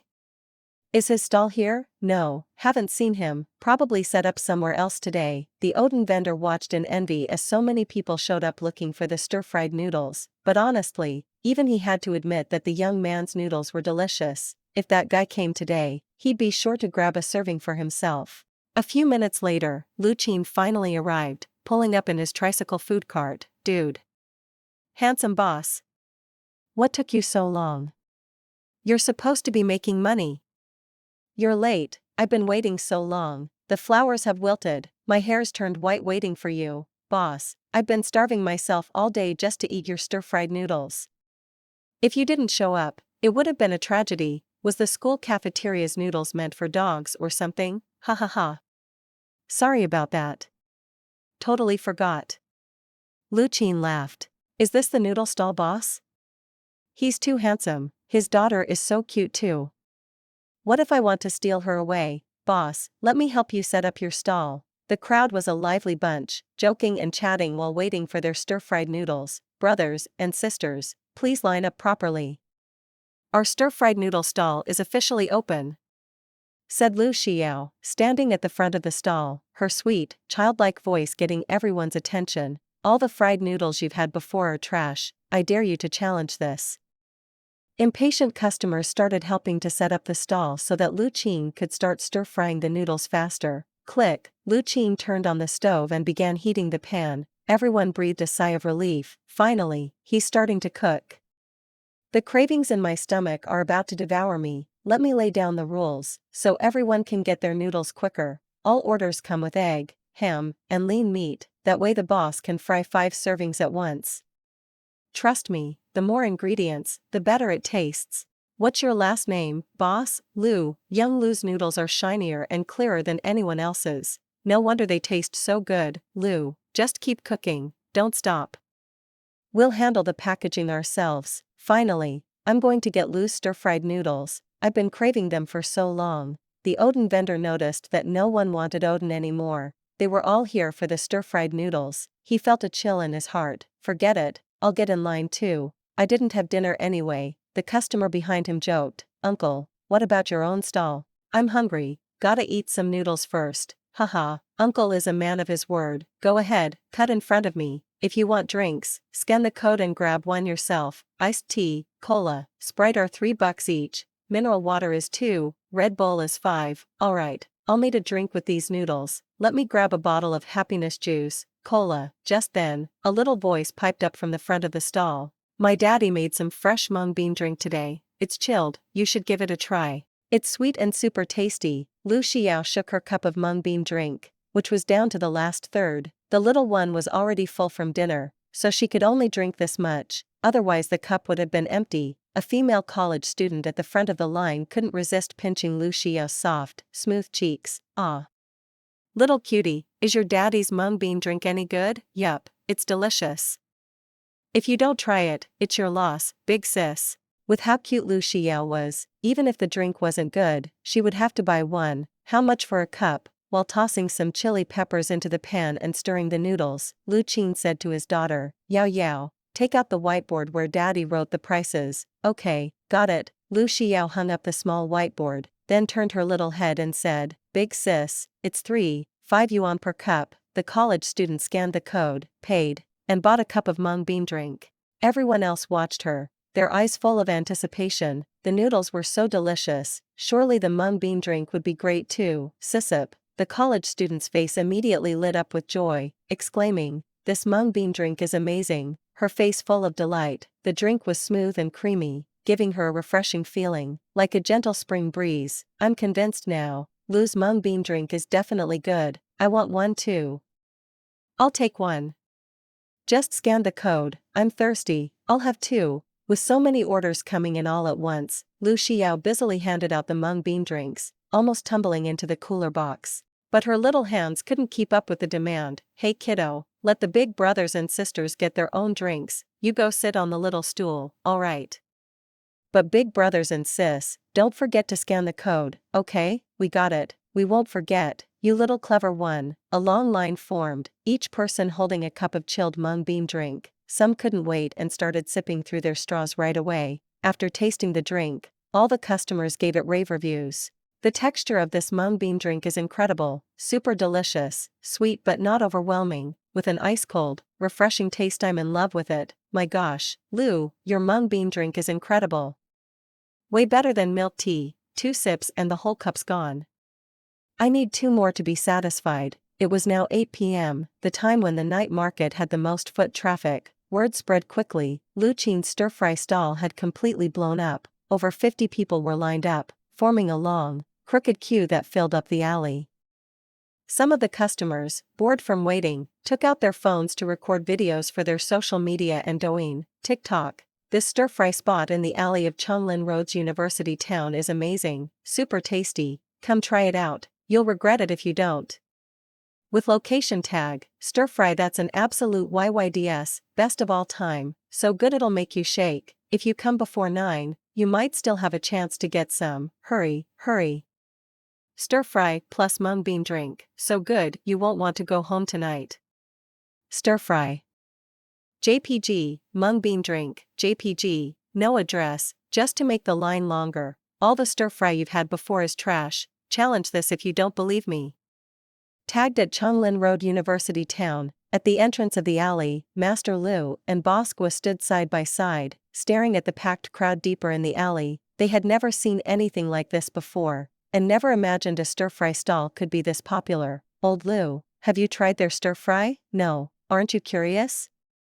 Don't you want to know what it tastes like? Not really. Oh, come on, admit that their stir-fry is better than yours. Is it that hard? It can't taste that different. They're just after something new. Seeing that Master Lu was still being stubborn, Bosqua lost interest in arguing. Alright, you keep watching. I'm going to buy a portion and try it out. Get me one too. Master Lu finally gave in after a long internal struggle. He knew he had to taste it to understand his competition. Pay up, Bosqua replied and extended his hand. A portion of stir-fry only costs a few bucks, I'll pay you later. Don't back out on this, you're so naggy, just go get in line. Bosqua had only taken a few steps when he noticed waves of customers walking out from the other side. Some were carrying stir-fry, some had empty hands, and some had oil stains around their mouths. Both Bosqua and Master Lu were taken aback. What was going on? Were they already sold out? Just as Bosqua was about to ask someone, he overheard the empty-handed customers grumbling, unbelievable. It's not even 9 p.m., and the stir-fry's already sold out, even the mung bean drink gone. There were just too many people. I waited forever and still didn't get any. I'm so mad. Missed out yesterday, missed out again today. Tomorrow I'm skipping class and coming early. No way, I'm missing it 3 days in a row. Smelled that delicious aroma for half an hour, and didn't get a single bite. So frustrating, damn. Sold out already? Master Lu couldn't believe it. He'd only sold a dozen portions of stir-fry from his own stall. Ever since Lu Qin set up shop, his business had been dead. Bosqua spotted a chubby guy carrying 6 portions of stir-fry. Hey man, you bought so much stir-fry, can you spare me a portion? Sure. The chubby guy agreed so easily that it made Bosqua's face light up. How much? 100 yuan. What? 100 yuan? Bosqua thought he had misheard. The chubby guy nodded casually. Yep, 100 yuan, not a penny less. Are you robbing me? Take it or leave it, I'll eat them all myself. In the end, Bosqua didn't buy it, paying 100 yuan for a portion of stir-fry? That's crazy. He couldn't believe there were scalpers for stir-fry now. Master Lu stood silently, watching the crowd disperse, feeling utterly frustrated. It was clear he couldn't continue selling alongside Lu Qin's stir-fry stall anymore. There would be no business for him. He would have to find a new spot. Lu Qin was still walking out of the alley with his daughter when some customers ran after him. "Boss Lu, don't forget to come tomorrow. I can't sleep at night without your fried noodles." "Yeah, handsome boss. Come earlier tomorrow, we can't wait for your fried noodles and mung bean soup." "Boss Lu, rest well tonight, recharge, and continue making fried noodles for us tomorrow." "Boss, same place tomorrow, rain or shine, we'll be waiting for you." "Got it. We'll be there. My dad and I will come, you guys go home and rest early too. Goodbye." Lu Xiao sat next to Lu Qin, one hand holding onto the side rail, the other raised high, waving. The three-wheeled food cart rolled out of the narrow alley. The little girl's fair and soft face was filled with happiness. "Daddy, it's so fun setting up the stall. Let's do it again tomorrow." "Are you tired?" "Yao Yao, not tired at all. Way easier than going to kindergarten." Lu Qin's lips curled slightly. "Kindergarten is harder than making money." They arrived home at 9:20 p.m. After helping the little one take a bath and dry her hair, Lu Qin tucked her into bed. "Daddy, tell me a story." The little girl yawned, starting to feel sleepy. Lu Qin gently patted her on the shoulder and began telling the children's story. Mother Rabbit recognizes her babies, but before he even got a third of the way through, the little one had already drifted off to sleep. Lu Qin quietly turned off the lights, closed the door, and left the room. He went out to the yard and gave the three-wheeled food cart a thorough cleaning, using the system's powerful detergent and cleaning cloth, which made the process 4 to 5 times faster and more effective. No matter how dirty the spot was, one wipe made it gleam like new. He also cleaned the plastic baskets and insulated foam boxes used to store ingredients, leaving them out to dry in a well-ventilated area. Lu Qin liked things clean, especially when it came to anything related to food. It had to be hygienic so that customers could eat with peace of mind. Most street food stalls nowadays had poor hygiene. The visible areas were covered in greasy grime, not to mention the hidden corners. There were also many news reports of people getting food poisoning from street food. Moreover, many studies suggest that eating street food can lead to cancer, and Lu Qin believed this was mainly due to poor hygiene and unhealthy ingredients.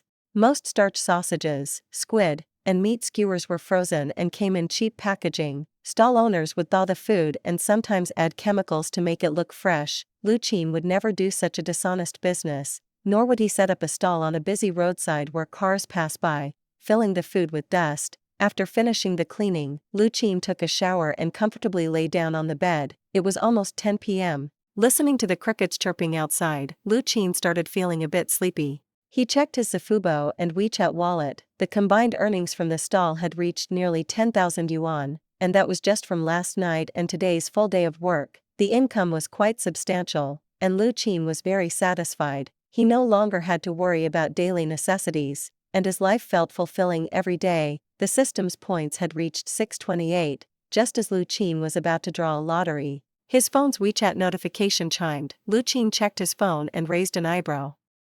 Slightly, it was his ex-wife, Shen Mayan. "Shen Mayan, Lu Qin, has the little one gone to sleep?" Lu Qin had not deleted the chat history with Shen Mayan. Her past messages were all tied to the word busy. "I'm working overtime tonight. You two go ahead and sleep without me. I'm going on a business trip to Haishur. I'll be back in 3 days. Please take care of the little one. I have a very important meeting. I can't attend the little one's kindergarten performance. Please apologize to her for me. I might not be around for Yao Yao's birthday, but I've ordered the cake.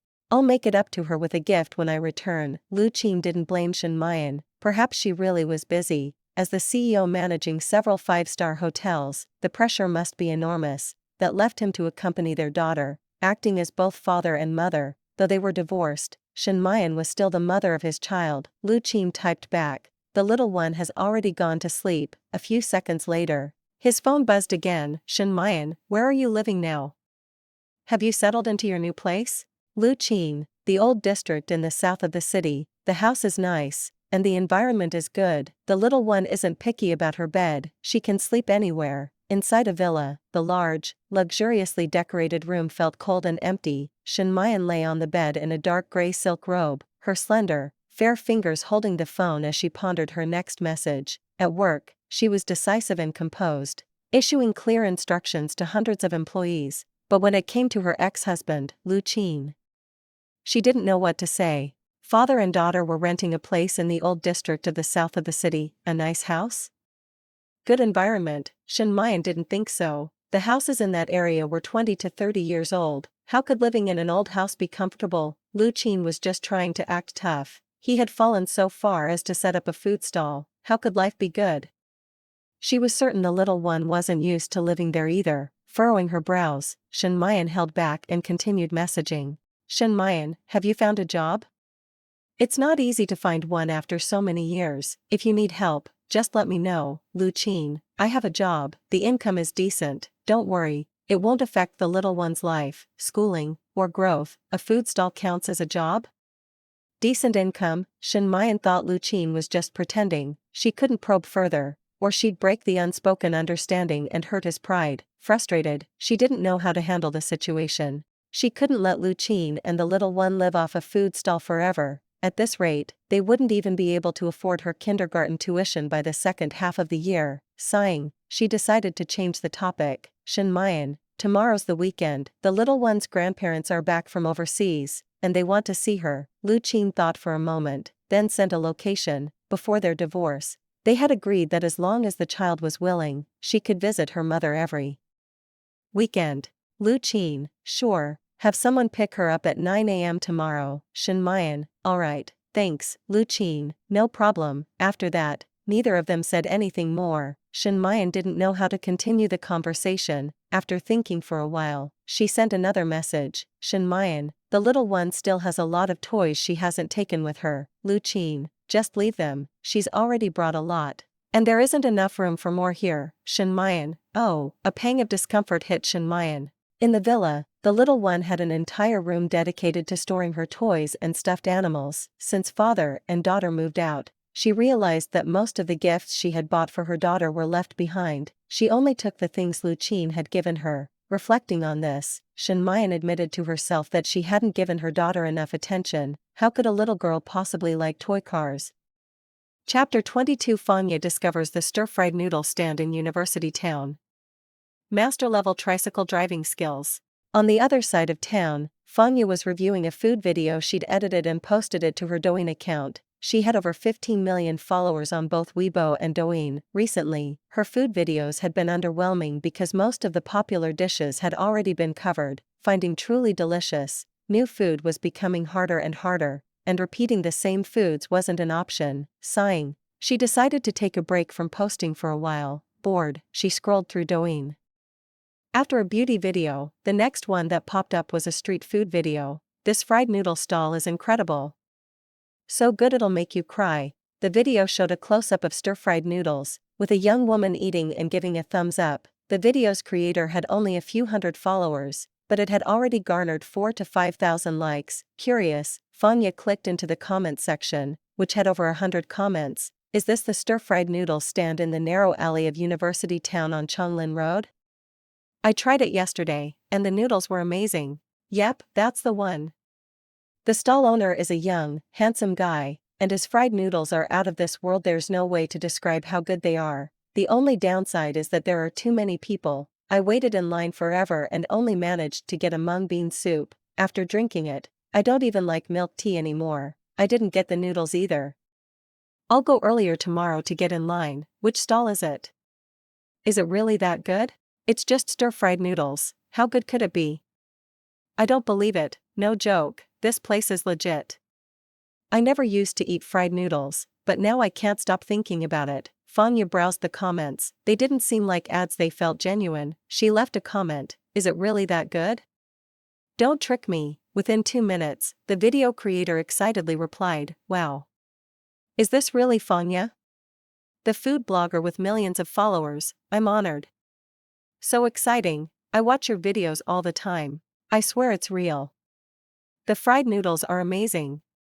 It's in the narrow alley at University Town on Chonglin Road. The owner is super handsome and young.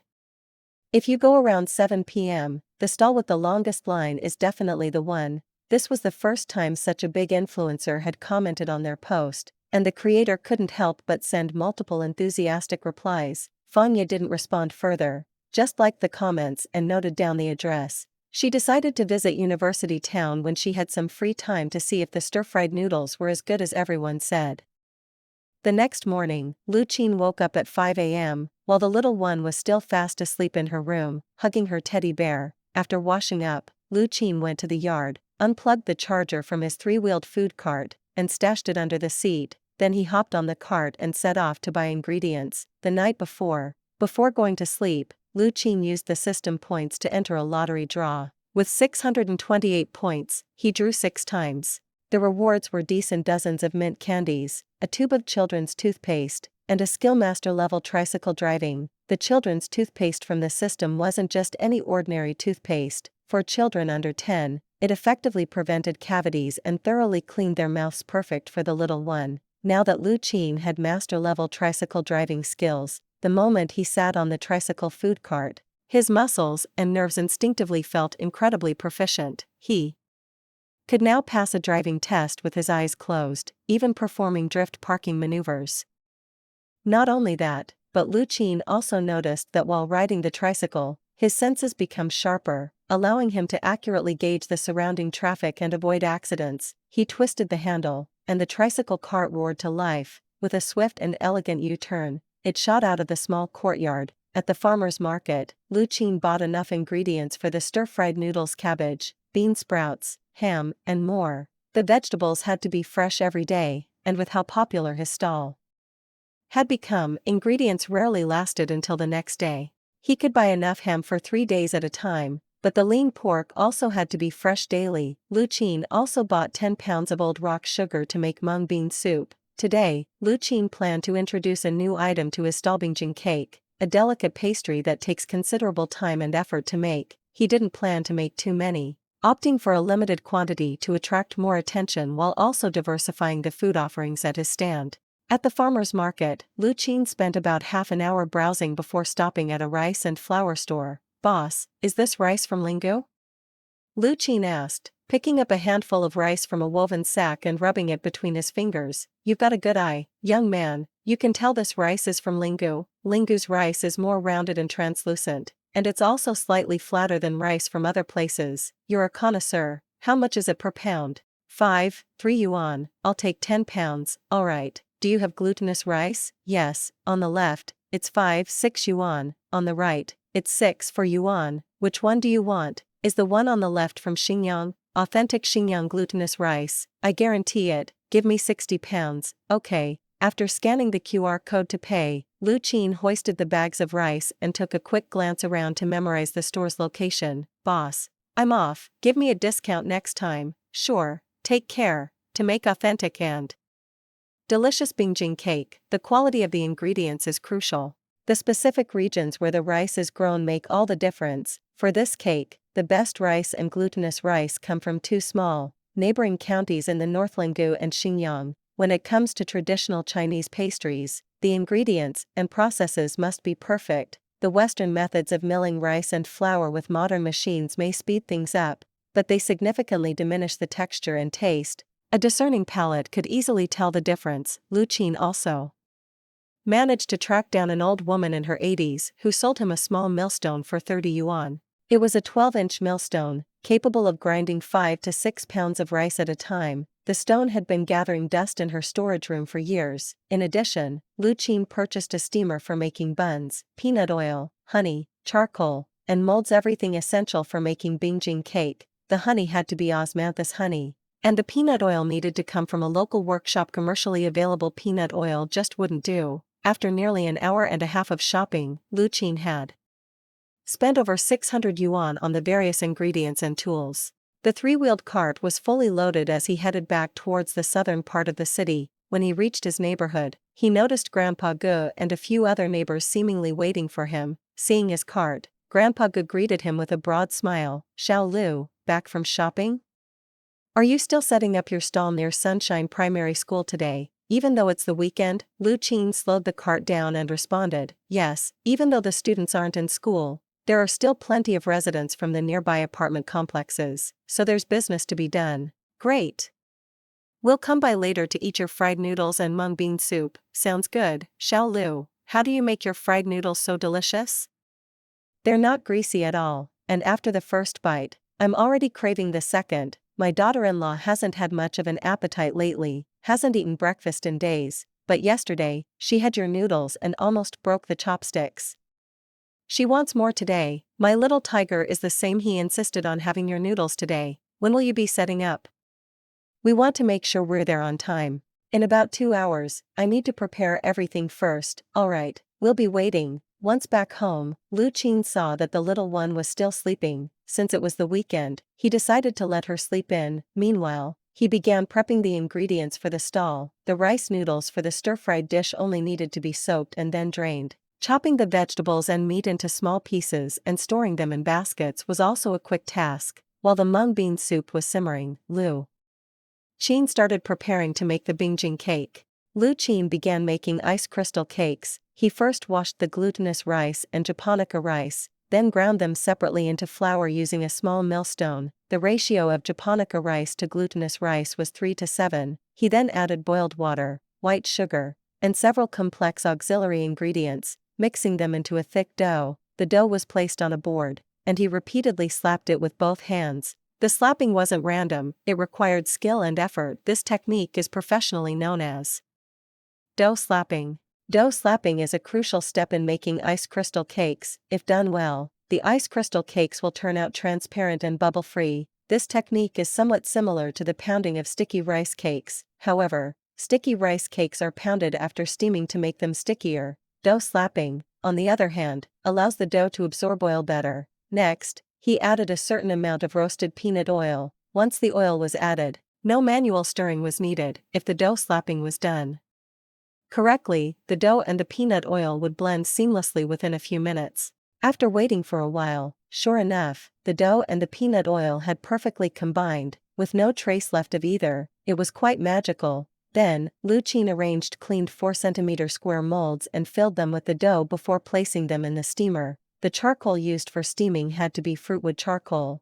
These small details were essential, as overlooking them could affect the final taste of the ice crystal cakes. The next step was controlling the heat. Without at least 5 years of experience in making ice crystal cakes, it's hard to master heat control. But for Lu Qin, who had mastered the art of making ice crystal cakes, controlling the heat was not a problem. After 30 minutes, Lu Qin lifted the lid of the steamer. The ice crystal cakes, crystal clear and flawless, appeared before him. They were perfect, absolutely flawless. This was an authentic ice crystal cake. He had steamed 60 pounds of ice crystal cakes in 3 layers of bamboo steamers. The cakes were neatly arranged on bamboo boards, looking quite pleasing to the eye. Finally, Lu Qin drizzled a bit of osmanthus honey and marigold on the surface of the ice crystal cakes.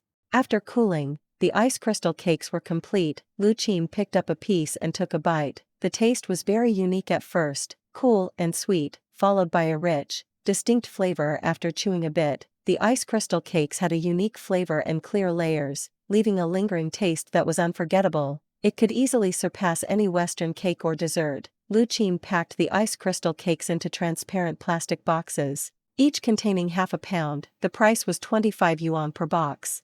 Lu Qin wrote the price on the whiteboard, noting, limited to 2 boxes per person. He also packed mung bean paste into cups, sealed them, and placed them in a foam-insulated box. He would sell the mung bean paste hot in the morning since chilled mung bean paste wasn't good for digestion. After loading the ingredients onto the food cart, Lu Qin checked the time and went to wake up Lu Xiao. Xiao, it's time to get up. It's almost 9 a.m. Today, your mom will send someone to pick you up. You'll be spending the weekend with your grandparents, Daddy.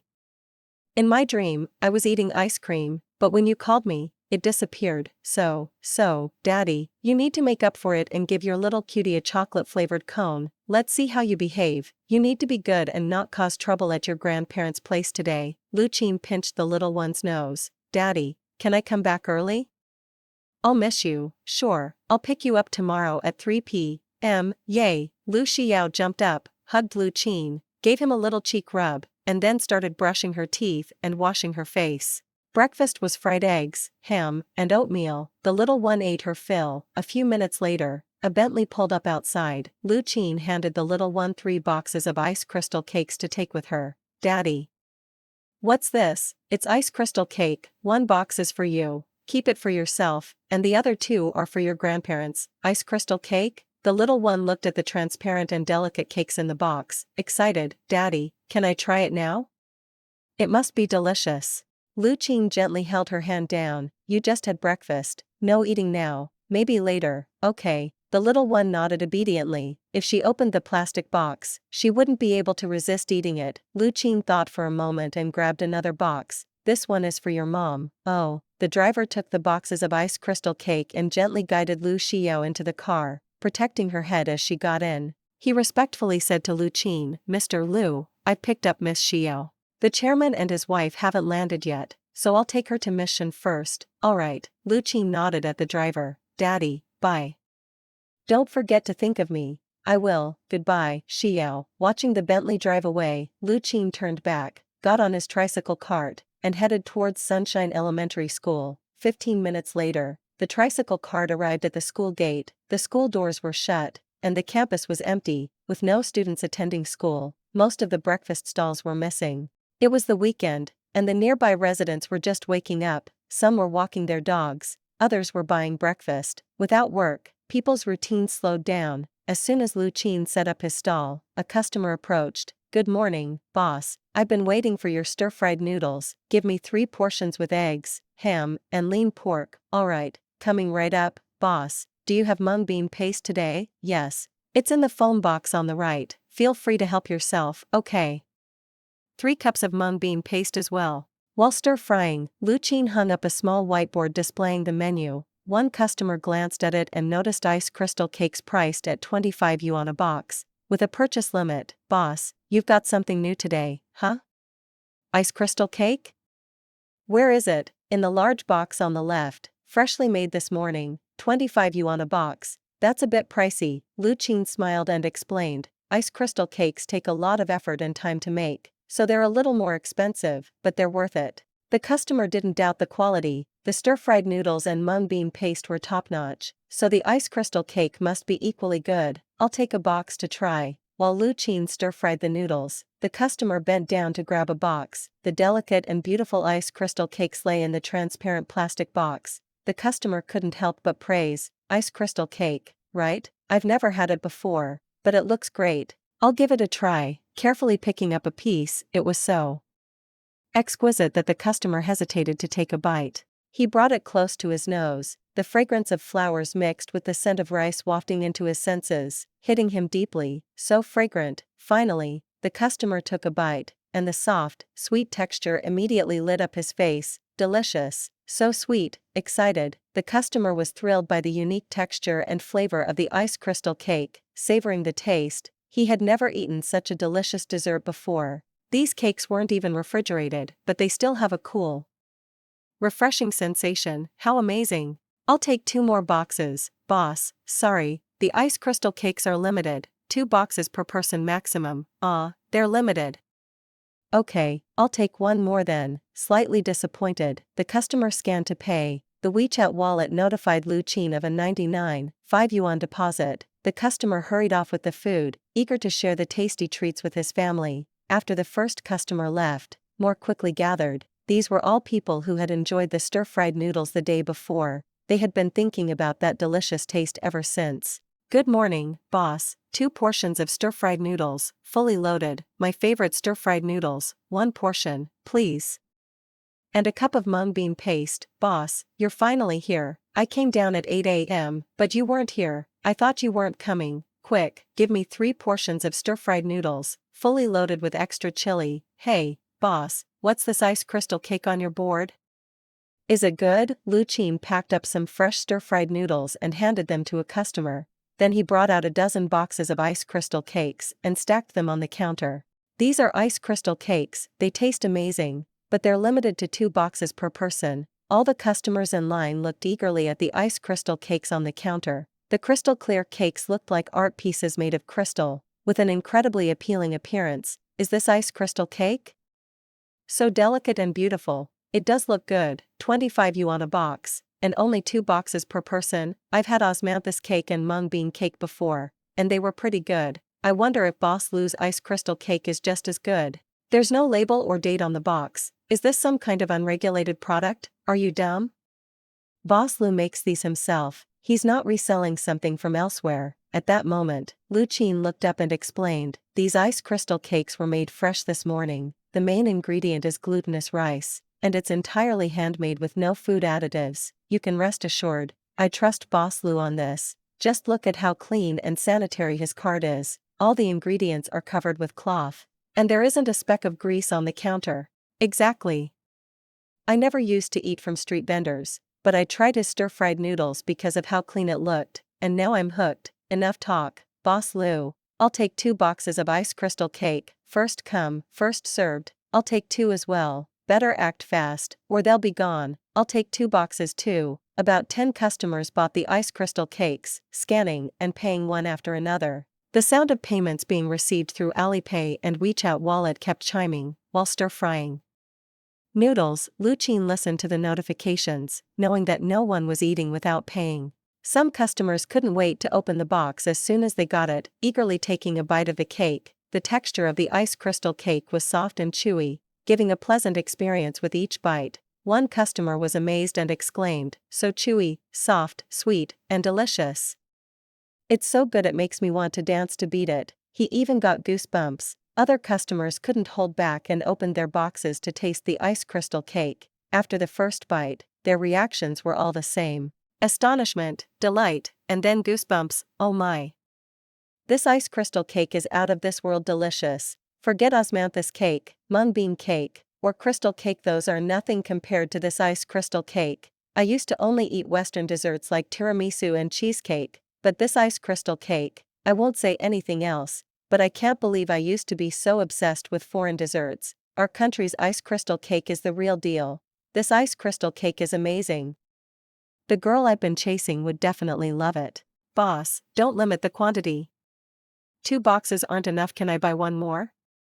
Please, yeah, boss, the limit is too painful. Exactly, I want to buy 2 boxes for my parents, and also for my wife, my second uncle, my aunt, my cousin. Boss Lou, money isn't an issue. I'll pay extra if you lift the limit. Yeah, I'll pay double. Lu Qin thought for a moment, then shook his head and apologized. Sorry, everyone, I just don't want anyone to buy too much and leave other customers without a chance to try it. If you want more, you can come back every day. Hearing this, the customers had no choice but to accept it. Lu Qin had a point. If someone bought 10 boxes at once, there wouldn't be any left for others. Who knows, you might be the late customer tomorrow. Boss Lou, there's no limit on stir-fried noodles, right? I'll take TE. A customer started to make a big order, but then hesitated and said quietly, ahem, just 1 portion of stir-fried noodles, please. If I buy too many, they'll get cold and won't taste as good. Ha ha ha. The other customers laughed. The lively scene in front of the stir-fried noodle stall broke the peaceful calm of the weekend morning. The residents of the nearby neighborhood all had a group chat. Some couldn't help but share their experience. The new stir-fried noodle stall downstairs is amazing. Super tasty and very clean. If you haven't tried it, come quick, you'll regret missing out. That young man's cooking skills are excellent. He's also got ice crystal cakes today, but you can only buy 2 boxes per person, limited sale. Really? Stir-fried noodles are a bit greasy though. Isn't it bad to eat something so oily in the morning? You don't know what you're talking about. Boss Lou's stir-fried noodles are flavorful but not greasy at all. They're refreshing and delicious. I usually wouldn't bother sharing about regular noodles, but this is seriously good. It's finally my turn to order. He's packing up soon. If you get to eat this, consider yourself lucky. The noodles and ice crystal cakes are out of this world. Don't post it in the group. If more people come, we'll be waiting in line forever. Residents from different complexes shared in their respective chat groups. Before long, people started coming downstairs to buy stir-fried noodles. Let me see what's so special about these noodles. It must be that stall with the line. The others don't have any customers. Wow. It smells amazing. I'll buy a portion and try it. Sister Chen, why did you buy so much stuff? Did you go to the supermarket? No, this is all from Boss Lou's noodle stall.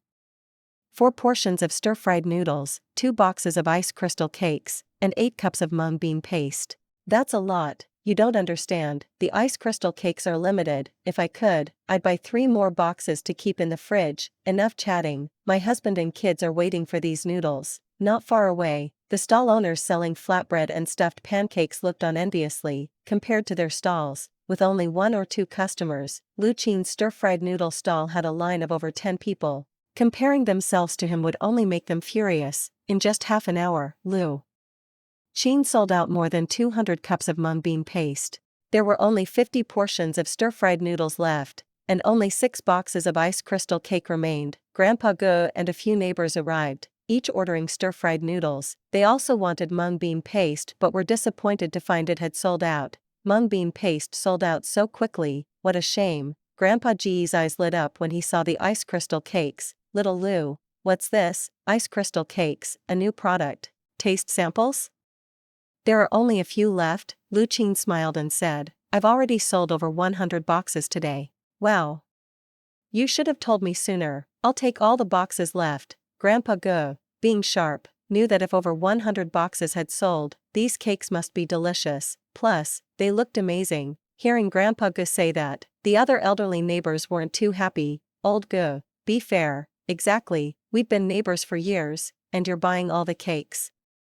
Don't you feel guilty? Grandpa Ge didn't care. I love sweets. You guys either have high blood sugar or diabetes. Can you even eat sweets? I'm doing this for your own good. Wang Guifan spat. Nonsense, old Ge.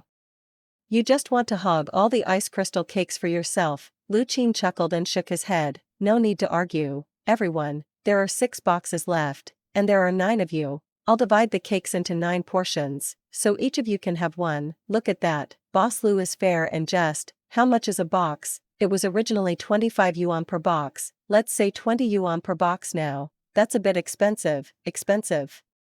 Just looking at the presentation, it's worth it. Not expensive at all. Yesterday I took my granddaughter to a cake shop, and a tiny cake cost 36 yuan. It wasn't even a golden cake. Grandpa Ge chimed in, anything little Lu makes is worth the price. It's not expensive. Let me taste it first. Grandpa Ge gulped, being a big fan of sweets, and could hardly wait. He took a bite of the ice crystal cake, and his eyes immediately lit up. He didn't say a word, just savored it slowly and chewed carefully. The others watched him. Well, old Ge, how is it?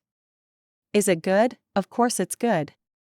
Look at his expression, he's so happy. His wrinkles just got deeper. At the top floor of the Orei Hotel, in the CEO's office, Lu Xiao sat obediently on a high stool, watching cartoons on her tablet at the tea bar. Shen Mayan's assistant, Song Xianxian, sat next to her, keeping her company. Shen Mayan wasn't there. Recently, the hotel's room service had been slacking, and President Shen had gone to give a morning briefing. Lu Xiao had gotten used to her mother's busy schedule. Spending weekends with her mom was bound to be boring. If it weren't for waiting to see her grandparents, she wouldn't have wanted to come. Once her grandparents arrived, Lu Xiao was going to the amusement park. Although the little girl wanted her dad to take her, she knew he had to work hard to earn money. She didn't want to tire Lu Qin out. Plus, going to the amusement park cost money. Her grandparents, on the other hand, were quite wealthy.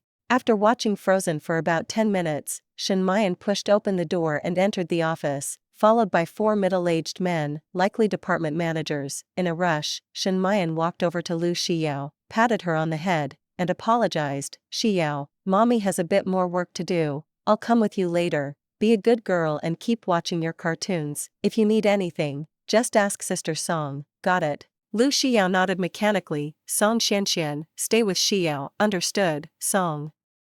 Xianxian also nodded mechanically. Shen Mayan quickly headed to her desk, and the department managers followed closely behind. Lu Xiao rested her chin in her hand and said to Song Xianxian, sigh. I'm already used to this. Song Xianxian pinched her soft little cheek and said helplessly, I'm used to it too. The two shared a small smile. Xiao, don't just watch cartoons. There's plenty to eat here. Let's eat while we watch. On the bar, there were many snacks, fruits, and pastries, macarons, cupcake desserts, chocolates, dried plums, and all kinds of fruits. Song Xianxian picked up a green macaron and handed it to Xiao. Our hotel's pastry chef made this. It's really delicious. Try it, Sister Song. I don't want it. The little girl shook her head. She had eaten these kinds of treats before and used to enjoy them, but perhaps her taste had become more refined after eating her dad's cooking. She wasn't particularly interested. Song Xianxian, a true foodie, couldn't resist taking a bite herself. It's really good. Xiao, are you sure you don't want to try it? Not interested. Xiao shook her head again. Then how about this strawberry cupcake? Here, Song Xianxian tried offering something else. Still not interested, huh? A strawberry cupcake, and you're not interested? Song Xianxian was puzzled. Usually, these fancy Western pastries were irresistible to kids. Even as an adult, she couldn't resist. Are kids these days really this picky? Song Xianxian was a bit speechless. She took a spoonful of the strawberry cake and popped it into her mouth. If you don't want it, Sister Song will eat it. Look, it's really good. She exaggerated her enjoyment, chewing with delight in front of Lu Xiao. It truly was delicious. As the hotel's pastry chef was hired from Italy and had exceptional skills, the little girl glanced at her and sighed. Sister, you don't understand. What? Song Xianxian was stunned. What didn't she understand? Well, she hadn't tasted Lu Qin's cooking, so it wasn't really her fault. Then, Lu Xiao remembered the boxes of ice crystal cakes she had brought along. She immediately perked up. Sister, where are the boxes I brought? Oh, you mean those boxes of sugar cakes? They're in my drawer, Song Xianxian said, digging out the strawberries from the cupcake and eating them. Could you bring them to me, please? Xiao, those probably don't taste good. There are so many delicious treats here. Just eat these. The few boxes of sugar cakes were in a plain white plastic bag, like something you'd buy from a street vendor. They didn't look promising, to say the least. Apparently, the little girl's dad had made them for her grandparents, the chairman and his wife, but street-bought sugar cakes, it felt a bit shabby. After thinking for a moment, Song Xianxian finally understood. It seemed like Shen's ex-husband had left with nothing, and now he was probably struggling financially, unable to afford anything fancy. So, he had sent the little girl over with just some casual snacks. Sigh, Song Xianxian thought that when the chairman and his wife arrived, it might be better not to bring out those boxes, to save the ex-husband some dignity. Sister, you don't understand, please bring them over for me. Song Xianxian was speechless. This little girl, talking like an adult, what was there not to understand? Even though she thought that, Song Xianxian still fetched the boxes. The little girl, full of joy and excitement, took them with both hands and placed them on the table. One of these is mine, I'll eat it first. The clever little girl knew her grandpa might not be satisfied with just one box and would come to snatch hers. Grandpa often stole her snacks. She opened the box, and upon seeing the delicate, translucent square cakes inside, she couldn't help but exclaim, wow! So beautiful. Song Xianxian, who was just scraping the last bit of strawberry cake from her cup and licking the cream off her lips, heard the little one's voice. Turning her head, she saw exquisite, crystal clear cakes lying in the simple plastic box. This wasn't just some sugar cake, it actually looked pretty good. Xiao, what is this? Song Xianxian leaned over curiously. As she got closer, a rich, fragrant aroma wafted into her nose. It smelled wonderful. Daddy says it's called ice crystal cake. Ice crystal cake? Never heard of it. Is it tasty? Of course, it's delicious. Everything my daddy makes is super tasty. Her ex-husband made it, not something bought from a street vendor. She had misunderstood. Song Xianxian, being a foodie, swallowed her saliva. This ice crystal cake did look quite good, and she wanted to try it. But she had just said it probably wouldn't taste good, so now it was a bit awkward to ask. Besides, it was the child's snack. Would an adult really feel right asking for it? Lu Xiao picked up a piece and took a bite. It was soft and chewy, with the smoothness of jelly and the fine texture of sugar cake. This unbeatable texture and flavor were even more appealing to a child. As she chewed the ice crystal cake, Xiao said nothing, simply enjoying the deliciousness. Her big, grape-like eyes narrowed into happy crescents. So tasty. Xiao quickly finished one piece, then licked her fingers. Song Xianxian pursed her lips. Was it really that good? Kids don't lie, but what could she do? She really wanted to try it. How could she ask? Xiao picked up another piece and eagerly stuffed it into her mouth, chewing noisily and enjoying every bite. Finally, Song Xianxian couldn't resist any longer. Xiao, could you let sister try a little bit? Sister, didn't you just say this isn't as good as those cakes? The little girl had a good memory. Sister had just said that daddy's food wasn't tasty, so why give her any now? Song Xianxian quickly smiled apologetically. Sorry, Xiao, sister didn't know what she was talking about. Your daddy's ice crystal cake must be delicious. Just looking at it is making my mouth water. Hearing Song Xianxian plead and praise, Xiao finally nodded. Alright, but you can only have half a piece. Just a taste is enough. Half a piece is fine. Hee. Thank you, Xiao. Xiao used a fork to cut off half a piece and handed it to Song Xianxian. Song Xianxian popped it into her mouth. Soft, sweet but not too rich. with a strong fragrance of rice and osmanthus. Some flavors are impossible to describe with words. Now Song Xianxian understood why the little girl had said she didn't understand, because she really hadn't understood. How could something be this delicious?